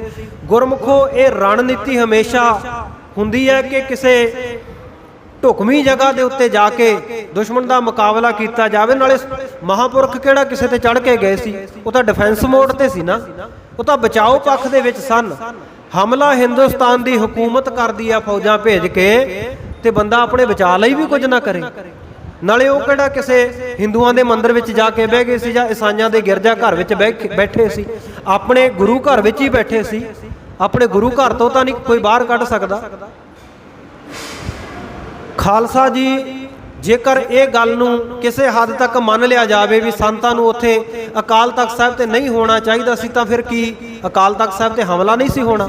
वो तो 2 साल पहला 82 दे विच तैयारियां हो चुकियां सी। सरसावा दे विच कराता दे विच मॉडल बना के ट्रेनिंग दी गई बाकायदा। असल विच सिख कौम नूं सबक सिखाउणा चाहुंदी सी हुकूमत भी जेड़े ये सिख है ये अपने हकों की गल करते हैं, हक इन्हां नूं देना नहीं सी चाहुंदी, इस करके इन्हां दे कुचल दिता जाए इन्हां नूं। और इन्हां दे विचों दमदमी टकसाल ऐसी एक संस्था पंथ दी जिहड़ी मोहरी रोल निभा रही है, इनू नेस तो नाबूद कर दिता जाए, खत्म कर दिता जाए। इस मनशा के तहत हमला किया गया दरबार साहब के उत्ते, संत भिंडरां वालियां करके नहीं। जेकर 1984 दे इस घल्लूघारे नूं, क्योंकि सिख कौम घल्लूघारा कहती है, दुश्मनों का बनाया होया शब्द ऑपरेशन ब्लू स्टार जां साका नीला तारा है, सिख ने नहीं कदे भी कहना। सिख ने इनू घल्लूघारा कह के याद करना। साडी तो नस्लकुशी की गई है। जिहड़ा ये 1984 का साका वरताया गया, जेकर संत भिंडरां वाले श्री अकाल तख्त साहिब विखे मौजूद सन, उन्हां दा करके अकाल तख्त साहिब ते हमला होया, तां 37 होर गुरु घरां दे उत्ते हमला होया उस वेले, ते उत्थे किहड़े भिंडरां वाले बैठे सन? ये तो एक गिणी मिथी साजिश सी ना, एक गिणी मिथी चाल सी। सिखां नूं सबक सिखाउणा है, हक्कां लई आवाज़ ना उठाउण, गला घुट दिता जावे इन्हां दा। उन्हां हक्कां दे लई जूझण वाला वो मर्द सूरमा दलेर, हमेशा उन्हां दे वचन हुंदे सन, खालसा जी हुण जां टांडियां वाली रहू जां भांडियां वाली रहू, ऐतकी जूस का गिलास मूँह नूं नहीं लगना, एवें नहीं उठ जाना। असीं लीडरां दीआं मोमो ठगणियां दे विच आके असीं उठना नहीं। वो बाबा तां रिहा दृढ़, पर जिहड़े नाल वाले सन ना वो बाहां खड़ियां करके आ गए, आप ही चिट्ठियां आप ही तारां कढ़ दित्तियां गईयां जी असीं तां तुहाडीआं मंगां अदब चद भी मन्नण नूं तैयार है, पर एक भिंडरां वाला संत है, ये रस्ते दा रोड़ा है। 1984 दे ਤੁਸੀਂ ਇਹਦਾ ਕੋਈ ਉਪਾਅ ਕਰ ਲਓ। ਤੇ ਇਹਨਾਂ ਗੱਲਾਂ ਨੂੰ ਗੁਰਮੁਖ ਪਿਆਰਿਓ ਸਿੱਖ ਕਹਿਣ ਜਾਂ ਸੰਤ ਭਿੰਡਰਾਂ ਵਾਲਿਆਂ ਦੇ ਉਪਾਸ਼ਕ ਕਹਿਣ ਤਾਂ ਲੱਗਦਾ ਵੀ ਗੱਲ ਇੱਕ ਪਾਸੜ ਹੈ, ਤਾਂ ਸੰਤਾਂ ਦੇ ਸ਼ਰਧਾਲੂ ਹੋਣ ਕਰਕੇ ਕਹਿੰਦੇ ਆ। ਫੌਜ ਦੇ ਜਿਹੜੇ ਜਰਨਲ ਕਰਨਲ ਹੈ ਉਹ ਤਾਂ ਝੂਠ ਨਹੀਂ ਬੋਲਦੇ ਨਾ। ਜਰਨਲ ਕੁਲਦੀਪ ਬਰਾੜ ਵਰਗੇ ਜਿਹੜੇ ਹਮਲਾਵਰ ਹੋ ਕੇ ਆਏ ਉਹ ਤਾਂ ਝੂਠ ਨਹੀਂ ਬੋਲਦੇ ਨਾ। ਉਹਨਾਂ ਦੀਆਂ ਕਿਤਾਬਾਂ ਪੜ੍ਹੋ, ਉਹਨਾਂ ਦੀਆਂ ਕਿਤਾਬਾਂ ਦੇ ਵਿੱਚ ਵੀ ਐਸਾ ਜ਼ਿਕਰ ਹੈ। ਫੌਜ ਦਾ ਇੱਕ ਕਰਨਲ ਜਿਹਦਾ ਨਾਮ ਕਰਨਲ ਸੁਦਰਸ਼ਨ ਕੁਮਾਰ ਸ਼ਰਮਾ ਹੈ, ਜਦੋਂ ਅਟੈਕ ਹੋ ਗਿਆ, ਸੰਤਾਂ ਦੀ ਸ਼ਹਾਦਤ ਹੋ ਗਈ, ਨਾਲ ਦੇ ਸਿੰਘਾਂ ਦੀ ਸ਼ਹਾਦਤ ਹੋ ਗਈ। ਉਸ ਵੇਲੇ ਜਿਹੜੇ ਕੁਝ ਕੁ ਲੀਡਰ ਸਨ ਨਾ ਸਰਕਾਰ ਭਗਤ, ਉਹਨਾਂ ਨੂੰ ਸੁਰੱਖਿਅਤ ਬਾਹਰ ਕੱਢਣ ਦੇ ਲਈ ਜੀ ਉਹਨਾਂ ਦੇ ਕੋਲ ਜਦੋਂ ਗਿਆ 5 ਬੰਦਿਆਂ ਦੀ ਲਿਸਟ ਉਹਦੇ ਕੋਲ ਸੀ ਵੀ ਇਹ 5 ਬੰਦਿਆਂ ਨੂੰ ਬਾਹਰ ਕੱਢ ਕੇ ਲੈ ਕੇ ਆਉਣਾ। ਉਹ ਕੌਣ ਸਨ? ਇੱਕ ਤਾਂ ਸੀ ਬਲਵੰਤ ਸਿੰਘ ਰਾਮੂਵਾਲੀਆ, ਦੂਜੇ ਸਨ ਸਰਦਾਰ ਗੁਰਚਰਨ ਸਿੰਘ ਟੌੜਾ ਸ਼੍ਰੋਮਣੀ ਕਮੇਟੀ ਦੇ ਪ੍ਰਧਾਨ, ਤੀਜਾ ਸੀ ਦਰਸ਼ਨ ਸਿੰਘ ਈਸਾਪੁਰ, ਦਾਰਾ ਸਿੰਘ ਜੱਜ ਤੇ ਅਬਨਾਸੀ ਸਿੰਘ। ਇਹ 5 ਬੰਦਿਆਂ ਦੀ ਲਿਸਟ ਕਰਨਲ ਸ਼ਰਮਾ ਅੰਦਰ ਲੈ ਕੇ ਗਿਆ। ਇਹਨੂੰ ਅੰਦਰ ਜਾਂਦਿਆਂ ਰਾਮੂਵਾਲੀਆ ਮਿਲ ਪਿਆ। ਰਾਮੂਵਾਲੀਆ ਜੀ ਜਦੋਂ ਮਿਲੇ ਕਹਿੰਦੇ ਜੀ ਬੜੇ ਤੰਗ ਆ, ਤਾਂ ਬੜਾ ਸਾਡੇ ਤੇ ਜ਼ੁਲਮ ਹੋਇਆ, ਤੇ ਸਾਨੂੰ ਜਲਦੀ ਕੋਈ ਕਰੋ ਉਪਾਅ ਵੀ ਸਾਨੂੰ ਇੱਥੋਂ ਕੱਢੋ। ਉਸ ਵੇਲੇ ਜਿਹੜਾ ਕਰਨਲ ਸੀ ਨਾ ਉਹ ਵੀ ਮੁਸਕੜੀਏ ਹੱਸਦਾ ਸੀ ਵੀ ਇਹੋ ਜਿਹੇ ਲੀਡਰ ਹੁੰਦੇ ਸਿੱਖ ਕੌਮ ਦੇ ਜਿਨ੍ਹਾਂ ਨੇ ਇਹ ਵਾਅਦੇ ਕੀਤੇ ਸੰਤ ਹਰਚੰਦ ਸਿੰਘ ਲੌਂਗੋਵਾਲ ਵਰਗਿਆਂ ਨੇ ਵੀ ਜੇਕਰ ਭਾਰਤੀ ਫੌਜ ਇੱਥੇ ਹਮਲਾ ਕਰਨ ਆਉਂਦੀ ਹੈ ਸਾਡੀਆਂ ਲਾਸ਼ਾਂ ਦੇ ਉੱਤੋਂ ਦੀ ਲੰਘ ਕੇ ਜਾਊਗੀ।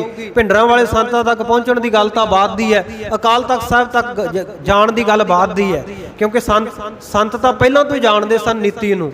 ਉਹ ਪਹਿਲਾਂ ਹੀ ਤਕਰੀਬਨ ਸਾਲ 6 ਮਹੀਨੇ ਇਹ ਪਹਿਲਾਂ ਸਟੇਜਾਂ ਤੇ ਆਮ ਹੀ ਕਹਿਣ ਲੱਗ ਪਏ ਸਨ ਕਿ ਜਿਹੜੀ ਹਿੰਦ ਸਰਕਾਰ ਦੀ ਮਨਸ਼ਾ ਉਹ ਚੰਗੀ ਨਹੀਂ ਹੈ ਪੰਜਾਬ ਦੇ ਵਾਸਤੇ। ਸਿੱਖਾਂ ਨੂੰ ਸਬਕ ਸਿਖਾਉਣਾ ਚਾਹੁੰਦੀ ਹੈ, ਫੌਜ ਭੇਜੇਗੀ, ਛਾਤਾ ਬਰਦਾਰ ਫੌਜਾਂ ਨੂੰ ਭੇਜੇਗੀ। ਤੇ ਪੱਤਰਕਾਰ ਵੀ ਜਾ ਕੇ ਸਵਾਲ ਕਰਦੇ ਸਨ, ਬਾਬਾ ਜੀ ਬਾਹਰ ਫੌਜਾਂ ਜਿਹੜੀਆਂ ਉਹ ਚੜ੍ਹ ਕੇ ਆ ਰਹੀਆਂ, ਉਹਨਾਂ ਕੋਲ ਬੜੇ ਤਕੜੇ ਤਕੜੇ ਕਮਾਂਡੋ ਹੈ, ਬੜੇ ਤਕੜੇ ਤਕੜੇ ਟ੍ਰੇਨਿੰਗ ਪ੍ਰਾਪਤ ਫੌਜੀ ਹੈ, ਐਨ ਤਰੋ ਤਾਜ਼ਾ ਆਧੁਨਿਕ ਹਥਿਆਰਾਂ ਦੇ ਨਾਲ ਲੈਸ ਫੌਜ ਹੈ, ਤੇ ਉਹ ਆਉਣਗੇ ਤੁਹਾਨੂੰ ਇੱਥੋਂ ਗ੍ਰਿਫਤਾਰ ਕਰਕੇ ਲੈ ਜਾਣਗੇ। ਤੇ ਉਸ ਵੇਲੇ ਮਹਾਂਪੁਰਖਾਂ ਦਾ ਪੱਤਰਕਾਰਾਂ ਨੂੰ BBC ਲੰਡਨ ਦੇ ਮਾਰਕ ਟੱਲੀ ਵਰਗੇ ਪੱਤਰਕਾਰਾਂ ਨੂੰ ਜਵਾਬ ਪਤਾ ਕੀ ਹੁੰਦਾ ਸੀ? ਕਹਿੰਦੇ ਜੀ ਫੌਜ ਆ ਸਕਦੀ ਹੈ, ਇਹ ਉਹਨਾਂ ਦੀ ਮਰਜ਼ੀ ਹੈ, ਉਹ ਭੇਜ ਦੇਣਗੇ, ਪਰ ਕਹਿੰਦੇ ਇਹ ਨਹੀਂ ਵੀ ਆ ਕੇ ਭਿੰਡਰਾਂ ਵਾਲੇ ਨੂੰ ਗਿੱਚੀ ਤੋਂ ਫੜ ਕੇ ਲੈ ਜਾਣਗੇ। ਕਹਿੰਦੇ ਉਹਨਾਂ ਨੂੰ ਆਉਣ ਦਿਓ, ਤੇ ਇੱਥੋਂ ਕਹਿੰਦੇ ਉਹਨਾਂ ਦੇ ਜਹਾਜ਼ ਭਰ ਕੇ ਚੋਂਦੇ ਜਾਂਦੇ ਵੇਖਿਓ, ਫਿਰ ਤੁਸੀਂ ਖਾਲਸੇ ਦੇ ਹੱਥ ਵੀ ਵੇਖਿਓ। ਆਪਣੀ ਮਰਜ਼ੀ ਨਾਲ ਸਕਦੇ ਆ ਜਾਣ, ਪਰ ਇੱਥੋਂ ਜਾ ਨਹੀਂ ਸਕਦੇ, ਆਉਣਾ ਉਹਨਾਂ ਦੀ ਮਰਜ਼ੀ ਹੈ, ਤੇ ਇੱਥੋਂ ਵਾਪਸ ਨਾ ਭੇਜਣਾ ਉਹ ਸਾਡੀ ਮਰਜ਼ੀ ਹੈ। ਤੇ ਜਰਨਲ ਕੁਲਦੀਪ ਬਰਾੜ ਤਾਂ ਇੱਥੋਂ ਤੱਕ ਵੀ ਲਿਖਦਾ ਆਪਣੀ ਕਿਤਾਬ ਦੇ ਵਿੱਚ, ਕਹਿੰਦਾ ਅਸੀਂ 10 ਸਰਦਾਰ ਫੌਜੀ ਸਿੱਖ ਫੌਜੀ ਭਿੰਡਰਾਂ ਵਾਲੇ ਸੰਤਾਂ ਨਾਲ ਗੱਲ ਕਰਨ ਵਾਸਤੇ ਭੇਜੇ ਵੀ ਤੁਸੀਂ ਬਾਹਰ ਆ ਜਾਓ, ਗ੍ਰਿਫਤਾਰੀ ਦੇ ਦਿਓ, ਕਿਉਂਕਿ ਉਹ ਤਾਂ ਬੜੀ ਮਾਮੂਲੀ ਜੀ ਗੱਲ ਸਮਝਦੇ ਸੀ ਨਾ। ਬੀਬੀ ਨੂੰ ਕਹਿ ਕੇ ਆਏ ਸੀ ਵੀ ਘੰਟੇ 2 ਘੰਟਿਆਂ ਦੀ ਗੱਲ ਹੈ, ਤੇ ਫੜ ਕੇ ਸਾਰਿਆਂ ਨੂੰ ਧੌਣੋਂ ਤੁਹਾਡੇ ਅੱਗੇ ਪੇਸ਼ ਕਰ ਦਿੰਦੇ ਆ। ਪਰ ਜਦੋਂ ਉਹਨਾਂ ਨੇ ਆ ਕੇ ਹਾਲਾਤ ਵੇਖੇ, 10 ਫੌਜੀ ਭੇਜੇ ਮਹਾਂਪੁਰਖਾਂ ਦੇ ਕੋਲੇ, ਮਹਾਂਪੁਰਖਾਂ ਨੇ ਬਾਦਲੀਲ ਉਹਨਾਂ ਦੇ ਨਾਲ ਗੱਲ ਕਰਕੇ ਉਹਨਾਂ ਨੂੰ ਵੀ ਗੁਲਾਮੀ ਦਾ ਅਹਿਸਾਸ ਕਰਵਾ ਦਿੱਤਾ ਵੀ ਤੁਸੀਂ ਸਾਨੂੰ ਸਮਝਾਉਣ ਆਏ ਹੋ, ਤੁਸੀਂ ਜਾ ਕੇ ਬੀਬੀ ਨੂੰ ਕਿਉਂ ਨਹੀਂ ਸਮਝਾਉਂਦੇ ਇਹ ਗੱਲ, ਤੁਸੀਂ ਦੱਸੋ ਅਸੀਂ ਗਲਤ ਕਿੱਥੇ ਆ, ਸਿੱਖ ਗਲਤ ਕਿੱਥੇ ਹੈ। ਉਹਨਾਂ ਮਹਾਂਪੁਰਖਾਂ ਦੀਆਂ ਦਲੀਲਾਂ ਨੂੰ ਜਦੋਂ 10 ਫੌਜੀ ਸਰਦਾਰਾਂ ਨੇ ਉਹਨਾਂ ਫੌਜੀਆਂ ਨੇ ਸੁਣਿਆ ਨਾ, ਗਏ ਸਨ ਬਾਹਰੋਂ ਜਰਨਲਾਂ ਕਰਨਲਾਂ ਦੀ ਮਰਜ਼ੀ ਦੇ ਨਾਲ ਸਮਝਾਉਣ ਵਾਸਤੇ। ਮਹਾਂਪੁਰਖਾਂ ਦੀਆਂ ਗੱਲਾਂ ਸੁਣ ਕੇ ਨਾ ਸਮੇਤ ਹਥਿਆਰਾਂ ਦੇ ਉੱਥੇ ਟਿਕ ਗਏ, ਕਹਿੰਦੇ ਮਹਾਂਪੁਰਖੋ ਹੁਣ ਅਸੀਂ ਤੁਹਾਡੇ ਵੱਲੋਂ ਲੜਾਂਗੇ ਫੌਜ ਦੇ ਨਾਲ, ਤੁਸੀਂ ਬਿਲਕੁਲ ਠੀਕ ਹੋ। ਐਸੀ ਸ਼ਖਸੀਅਤ ਸੀ ਉਹਨਾਂ ਮਹਾਂਪੁਰਖਾਂ ਦੀ, ਕਿਉਂਕਿ ਕਹਿਣੀ ਤੇ ਕਰਨੀ ਦੇ ਪੂਰੇ ਸੀ, ਲੀਡਰਾਂ ਵਾਂਗ ਨਹੀਂ ਕਿ ਕਹਿ ਦਿੱਤਾ ਜੇ ਫੌਜ ਆਵੇਗੀ ਸਾਡੀਆਂ ਲਾਸ਼ਾਂ ਦੇ ਉੱਤੋਂ ਦੀ ਲੰਘ ਕੇ ਗੁਜ਼ਰੇਗੀ। ਤੇ ਜਦੋਂ ਹਮਲਾ ਹੋਇਆ, ਜਦੋਂ ਰਾਮੂਵਾਲੀਏ ਨੂੰ ਇਹ ਗੱਲ ਕਹੀ ਨਾ ਵੀ ਲੀਡਰ ਤੁਹਾਡੇ ਵਰਗੇ ਹੁੰਦੇ ਆ, ਆਪਣੀ ਕੌਮ ਦੀਆਂ ਲਾਸ਼ਾਂ ਦੇ ਉੱਤੋਂ ਲੰਘ ਕੇ ਜਾਣ ਲਈ ਕਾਹਲੇ ਹੋਏ ਬੈਠੇ ਹੋ, ਤਾਂ ਗੱਲ ਦਾ ਰੁੱਖ ਬਦਲਦਿਆਂ ਹੋਇਆ ਰਾਮੂਵਾਲੀਆ ਕਹਿਣ ਲੱਗਾ ਜੀ ਸੰਤ ਹਰਚੰਦ ਸਿੰਘ ਜੀ ਅੰਦਰ ਬੈਠੇ ਆ, ਉਹ ਤੁਹਾਨੂੰ ਮਿਲਣਾ ਚਾਹੁੰਦੇ ਆ, ਉਹਨਾਂ ਦੀ ਗੱਲ ਸੁਣ ਲਓ। ਕਰਨਲ ਸ਼ਰਮਾ ਉਹਨਾਂ ਦੇ ਕੋਲ ਗਿਆ, ਜਾ ਕੇ ਜਦੋਂ ਪੁੱਛਿਆ ਤੇ ਜਾਣ ਸਾਰ ਲੌਂਗੋਵਾਲ ਕਹਿਣ ਲੱਗਾ, ਕਹਿੰਦਾ ਉਹ ਮਾਰਿਆ ਗਿਆ। ਕਰਨਲ ਸ਼ਰਮਾ ਕਹਿੰਦਾ ਉਹ ਕੌਣ, ਕਿਸ ਦੇ ਮਾਰੇ ਜਾਣ ਦੀ ਗੱਲ ਕਰਦੇ ਹੋ? ਕਹਿੰਦਾ ਭਿੰਡਰਾਂਵਾਲਾ। ਉਸ ਵੇਲੇ ਕਰਨਲ ਸ਼ਰਮਾ ਨੇ ਵੀ, ਦੁਸ਼ਮਣ ਫੌਜ ਦਾ ਕਰਨਲ ਹੈ, ਮੱਥੇ ਤੇ ਹੱਥ ਮਾਰਿਆ ਵੀ ਆਹ ਕੌਮ ਦਾ ਕੁਝ ਨਹੀਂ ਬਣ ਸਕਦਾ। ਜਿਸ ਕੌਮ 'ਚ ਇਹੋ ਜਿਹੇ ਗਦਾਰ ਲੀਡਰ ਹੋਣ, ਇਹ ਕੌਮ ਦਾ ਕੀ ਬਣੇਗਾ? ਆਪਣੇ ਸਾਥੀ ਨੂੰ ਜਿਹਦੇ ਨਾਲ ਇੰਨੇ ਵਾਅਦੇ ਕੀਤੇ, ਜਿਹਦਾ ਮਕਸਦ ਵੀ ਇਹ ਨਹੀਂ ਸੀ, ਕਿਉਂਕਿ ਟਕਸਾਲ ਦਾ ਮਕਸਦ ਥੋੜੀ ਸੀ ਆ ਮੋਰਚੇ ਲਾਉਣਾ। ਟਕਸਾਲ ਦਾ ਕੰਮ ਹੈ ਗੁਰਬਾਣੀ ਨੂੰ ਪੜ੍ਹਨਾ, ਪੜ੍ਹਾਉਣਾ, ਕਥਾ ਕਰਨੀ, ਕਰਾਉਣੀ, ਸਿੱਖਾਂ ਨੂੰ ਅੰਮ੍ਰਿਤ ਛਕਾਉਣਾ, ਗੁਰੂ ਘਰ ਦੇ ਨਾਲ ਜੋੜਨਾ। ਇਹੀ ਕੰਮ ਸੀ ਨਾ। ਟਕਸਾਲ ਤਾਂ ਮਹਾਰਾਜ ਸੱਚੇ ਪਾਤਸ਼ਾਹ ਨੇ ਇਸੇ ਕਰਕੇ ਸ਼ੁਰੂ ਕੀਤੀ ਸੀ। ਪਰ ਹਾਂ, ਦੂਜਾ ਪੱਖ ਵੀ ਮਹਾਂਪੁਰਖਾਂ ਨੇ ਚੇਤੇ ਰੱਖਿਆ ਵੀ ਜਦੋਂ ਗੁਰਦੁਆਰੇ ਗੁਰਧਾਮਾਂ ਸਾਡੇ ਦੇਸ਼ ਉੱਤੇ, ਸਾਡੇ ਹੱਕਾਂ ਦੇ ਉੱਤੇ ਡਾਕੇ ਪੈਣ, ਕੋਈ ਭੀੜ ਬਣ ਆਵੇ, ਉਸ ਵੇਲੇ ਇਹ ਗੁਰਬਾਣੀ ਦੇ ਅਰਥ ਪੜ੍ਹਾਉਣ ਵਾਲਾ ਬਾਬਾ ਦੀਪ ਸਿੰਘ ਜੀ 18 ਸੇਰ ਦਾ ਖੰਡਾ ਚੁੱਕਣਾ ਵੀ ਨਹੀਂ ਭੁੱਲਦਾ। ਇਸ ਮਕਸਦ ਨੂੰ ਲੈ ਕੇ ਮਹਾਂਪੁਰਖ ਅਗਾਂਹ ਹੋਏ ਸਨ, ਇਹ ਮੋਰਚੇ ਵਿੱਚ ਸ਼ਾਮਲ ਹੋਏ ਸਨ, ਪਰ ਗਲ ਪਾ ਦਿੱਤਾ ਗਿਆ। ਇਹ ਤਾਂ ਜੀ ਟਕਸਾਲੀਆਂ ਦਾ ਮਤਾ, ਇਹ ਭਿੰਡਰਾਂ ਵਾਲਿਆਂ ਦਾ ਮਤਾ ਹੈ। ਅਸੀਂ ਤਾਂ ਘੱਟ ਮੰਗਾਂ ਵੀ ਮੰਨਣ ਨੂੰ ਤਿਆਰ ਹਾਂ। ਪਹਿਲਾਂ ਤੋਂ ਮਿੱਥੀ ਗਿਣੀ ਸਾਜ਼ਿਸ਼ ਦੇ ਤਹਿਤ ਇਹ ਹਮਲਾ ਹੋਇਆ। ਕੁਝ ਆਪਣਿਆਂ ਨੇ ਗਦਾਰੀਆਂ ਕੀਤੀਆਂ ਤੇ ਗੁਰਮੁਖ ਪਿਆਰਿਓ 2 ਜੂਨ ਵਾਲੇ ਦਿਨ, ਪਹਿਲਾਂ 1 ਜੂਨ ਵਾਲੇ ਦਿਨ ਅਕਾਰਨ ਹੀ ਬਿਨਾਂ ਗੱਲ ਤੋਂ ਕਮਾਂਡੋਆਂ ਨੇ ਗੋਲੀ ਚਲਾਈ। ਬ੍ਰਹਮ ਬੂਟਾ ਵਾਲੇ ਪਾਸੇ, ਬਾਜ਼ਾਰ ਵਾਲੇ ਪਾਸੇ, ਦਰਬਾਰ ਸਾਹਿਬ ਦੇ ਉੱਤੇ ਸ਼੍ਰੋਮਣੀ ਕਮੇਟੀ ਦੇ ਕੁਝ ਮੁਲਾਜ਼ਮ ਰਾਜ ਮਿਸਤਰੀਆਂ ਨੂੰ ਲਾ ਕੇ ਕੰਧ ਕੱਢਣਾ ਚਾਹੁੰਦੇ ਸਨ। ਕਮਾਂਡੋਆਂ ਨੇ ਵਿਰੋਧ ਕੀਤਾ, ਕਹਿੰਦੇ ਨਹੀਂ ਕੱਢਣੀ। ਜਦੋਂ ਉਹਨਾਂ ਨੇ ਆਖਿਆ ਵੀ ਸਾਡਾ ਦਰਬਾਰ ਸਾਹਿਬ, ਸਾਡਾ ਫੌਜ ਦਾ, ਕਮਾਂਡੋਆਂ ਦੇ ਵਿੱਚ ਕੀ ਲੈਣਾ ਦੇਣਾ, ਵੀ ਅਸੀਂ ਰਸਤਾ ਬੰਦ ਕਰਨਾ ਚਾਹੁੰਦੇ ਹਾਂ, ਤੇ ਉਹਨਾਂ ਨੇ ਇੱਕ ਨਾ ਸੁਣੀ, ਗੋਲੀ ਚਲਾ ਦਿੱਤੀ ਗਈ। 11 ਵਿਅਕਤੀਆਂ ਨੂੰ ਉਸੇ ਵੇਲੇ ਮੌਤ ਦੇ ਘਾਟ ਉਤਾਰ ਦਿੱਤਾ ਗਿਆ, ਸ਼ਹੀਦ ਕਰ ਦਿੱਤਾ ਗਿਆ। ਔਰ ਪਹਿਲੇ ਹਮਲੇ ਦੇ ਵਿੱਚ ਭਾਈ ਮਹਿੰਗਾ ਸਿੰਘ ਜੀ ਬੱਬਰ ਤੇ ਦਮਦਮੀ ਟਕਸਾਲ ਦੇ ਭਾਈ ਰਾਮ ਸਿੰਘ ਯੂਪੀ, ਇਹ ਸਿੰਘਾਂ ਦੀ ਵੀ ਸ਼ਹਾਦਤ ਹੋਈ। ਉਸ ਤੋਂ ਬਾਅਦ ਦੂਸਰੇ ਦਿਨ 2 ਜੂਨ ਵਾਲੇ ਦਿਨ ਸਿੰਘ ਇੱਧਰ ਫੌਜ ਬਾਹਰ ਫੌਜੀਆਂ ਦੀ ਮੀਟਿੰਗ ਲੈ ਰਹੀ ਹੈ, ਵਿਚਾਰ ਵਿਮਰਸ਼ ਕਰ ਰਹੇ ਆ ਵੀ ਕਿਵੇਂ ਕੀਤਾ ਜਾਵੇ। ਕਿਉਂਕਿ ਪਹਿਲੇ ਦਿਨ ਜਿਹੜੀ ਗੋਲੀ ਚਲਾਈ ਨਾ ਕਮਾਂਡੋਆਂ ਨੇ, ਉਹ ਸਿਰਫ ਇਸ ਕਰਕੇ ਪਰਖਣ ਵਾਸਤੇ, ਦੇਖਣ ਵਾਸਤੇ ਵੀ ਜੇ ਅਸੀਂ ਗੋਲੀ ਚਲਾਉਂਦੇ ਹਾਂ ਤਾਂ ਕਿੱਧਰੋਂ ਤੇ ਕਿਹੜੇ ਹਥਿਆਰ ਦੀ ਗੋਲੀ ਆਉਂਦੀ ਹੈ, ਸਾਨੂੰ ਅੰਦਾਜ਼ਾ ਹੋ ਜਾਏਗਾ ਵੀ ਸਾਨੂੰ ਕਿੰਨੀ ਕੁ ਸ਼ਕਤੀ ਵਰਤਣ ਦੀ ਲੋੜ ਹੈ। ਪਰ ਮਹਾਂਪੁਰਖਾਂ ਦੀ ਰਣਨੀਤੀ, ਜਰਨਲ ਸੁਬੇਗ ਸਿੰਘ ਦੀ ਰਣਨੀਤੀ, ਸਿੱਖਾਂ ਨੇ ਅੰਦਰੋਂ ਇੱਕ ਵੀ ਗੋਲੀ ਨਾ ਚਲਾਈ, ਜਿਸ ਕਰਕੇ ਉਹਨਾਂ ਨੂੰ ਪਤਾ ਹੀ ਨਾ ਲੱਗ ਸਕਿਆ ਵੀ ਅੰਦਰ ਦੀ ਰਣਨੀਤੀ ਕੀ ਹੈ, ਕਿੰਨੇ ਸਿੰਘ ਹੈ, ਕਿੰਨੇ ਉਹਨਾਂ ਕੋਲ ਹਥਿਆਰ ਹੈ, ਕਿਸ ਪ੍ਰਕਾਰ ਦੇ ਹਥਿਆਰ ਹੈ।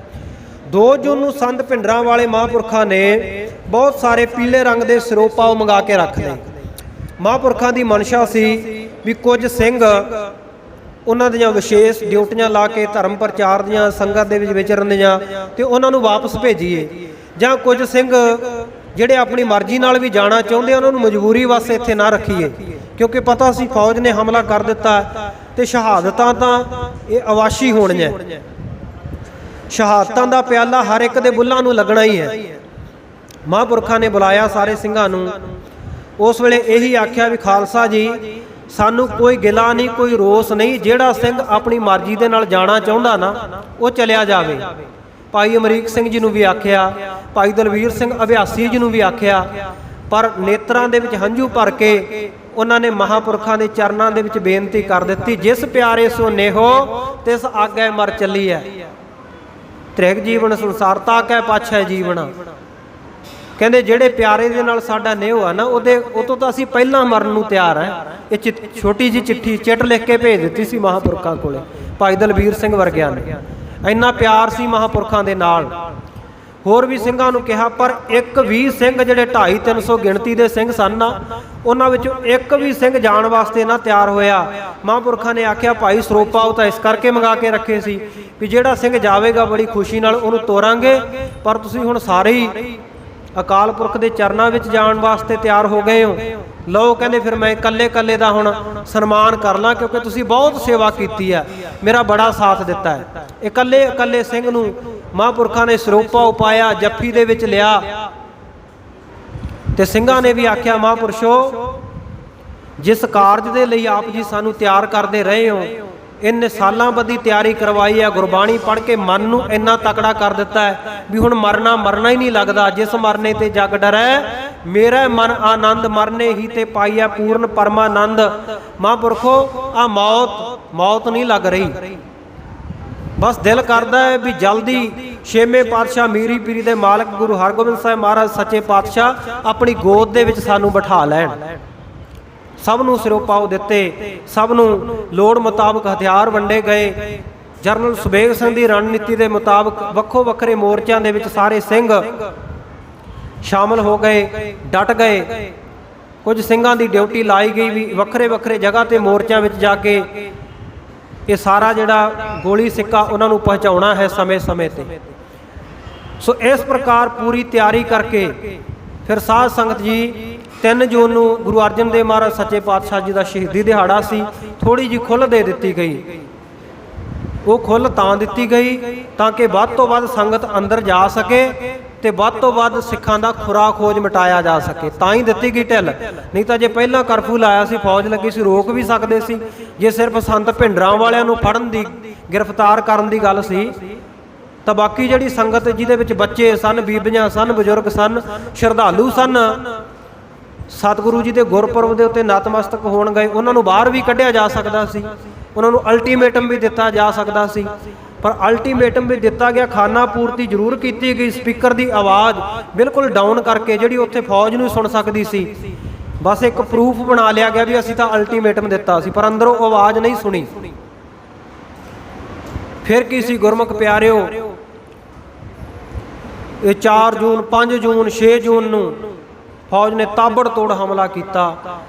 तोप टैंकां दे नाल, टैंक अंदर दरबार साहब की परिक्रमा विच भी लैके गए ते कई टैंकां नूं गुरु के खालसिया ने ना उन्हां दीआं सर्च लाइटां दे उत्ते पहलां गोलियां मारियां, फिर उस तो बाद उन्हां टैंकां नूं भी राकट लांचरां दे नाल भी उड़ाया। घमसान दा जंग, चमकौर दी गढ़ी दा इतिहास गुरु के खालसा ने एक बार फिर दोहरा दिता। उस वेले भी वित्तों बाहरी फौज सी ना, 10 लाख का फौज 40 ने किया, तो इत्थे भी हज़ारां की गिणती दे विच जिहदे विच कमांडो भी सन, BSF वाले भी सन, आर्मी वाले भी सन, ते मुकाबला 250-300 ने उन्होंने किया जिहड़े कई दिनों तो उनींदरे सन, कई दिनों के भुखण भाणे सन, और लड़न वाले उही सन। ये थोड़ी सी भी पिछों कोई होर फ्रैश सिपाही फौज सैनिक आके लड़ते, क्योंकि फौज तो बहु गिणती विच सी। वो जिहड़े एक बार अंदर लड़न जाते, कुछ मारे जाते, कुछ जिहड़े वापस भज के जाना बचा के दौड़ जाते सन, वो नहीं सी दुबारे भेजती भारती फौज। तरो ताज़ा आधुनिक हथियारों के नाल लैस करके दोबारा भेजते, तो उधर उही सिंह सन लड़न वाले। पर फिर भी ऐसी शिद्दत दे नाल, ऐसे सिरड़ दे नाल गुरु के खालसिया ने भारती फौज का मूँह पवाया भी दुनिया दीआं वड्डियां ताकतां दे विच अपने आप नूं गिणन वाली फौज नूं ना हत्थां पैरां दी पै गई। 80 घंटे तक एक घल्लूघारा वरताया गया, जिन्हों ऑपरेशन ब्लू स्टार दुश्मन कहंदा है। जिहड़े कहंदे सन घंटे 2 घंटिਆਂ की गल है, बीबी इंदिरा असीं हुणे लिया के तेरे सामने पेश कर दिता गया। छक्के छुड़ा दिते गए, घबराए फिरन बराड़ वर्गे करनल जरनल, पता नहीं से लगता की कीता जावे की कीता ना जावे। जिहड़ा कुछ सोच के भेजते सन उसे तो उल्ट हो जाता सी। जांदे सन दूजे पासे नूं, दूजे पासे गोलियां दी विछाड़ हो जाती सी। और कई सिंह ऐसे भी सन जिन्हां ने अपने तन दे नाल बंब बन के फौज दे टैंकां दे उत्ते आप भी ते समेत छोटियां बच्चियां दे, सतनाम कौर, वाहिगुरू कौर, ये 2 बच्चियां सन, उन्होंने समेत भाई मोहर सिंह सूरा पड्डा, उन्होंने टैंक के उत्ते भी छाल मारी, टैंक उड़ा दिते गुरु के खालसिया ने। ते जिस जगह के उत्ते, जिस फौज के कोले, जिस खालसे के कोले जज्बा ये होवे भी कौम के छोटे छोटे बच्चे भी जाना वार नूं उतावले है, उन्होंने हरा कौन सकदा। अज बहुत लोग गल्लां करते हैं भी ये देखो जी, ये हमले दे विच हारिया कौन ते जित्तिया कौन, ते तां आपां आप अंदाजा ला सकते हैं भी हार किहदी होई है ते जित किहदी होई है। हारे वो ਜਿਹੜੇ सोच के आए सन भी घंटे 2 घंटिਆਂ का काम है, फिर भी मत्थे ते हथ मार के वापस ही जाना पिया उन्होंने।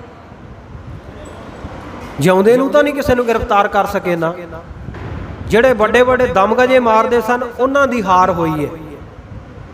ते ये घल्लूघारा ਇਹ 6 ਜੂਨ ਦਾ ਦਿਨ, 6 ਜੂਨ ਵਾਲੇ ਦਿਨ ਭਾਈ ਅਮਰੀਕ ਸਿੰਘ ਜੀ ਸ਼ਹੀਦ ਹੁੰਦੇ ਆ। ਅੰਮ੍ਰਿਤ ਵੇਲੇ ਜਰਨਲ ਸ਼ਬੇਗ ਸਿੰਘ ਜੀ ਸ਼ਹੀਦ ਹੁੰਦੇ ਆ।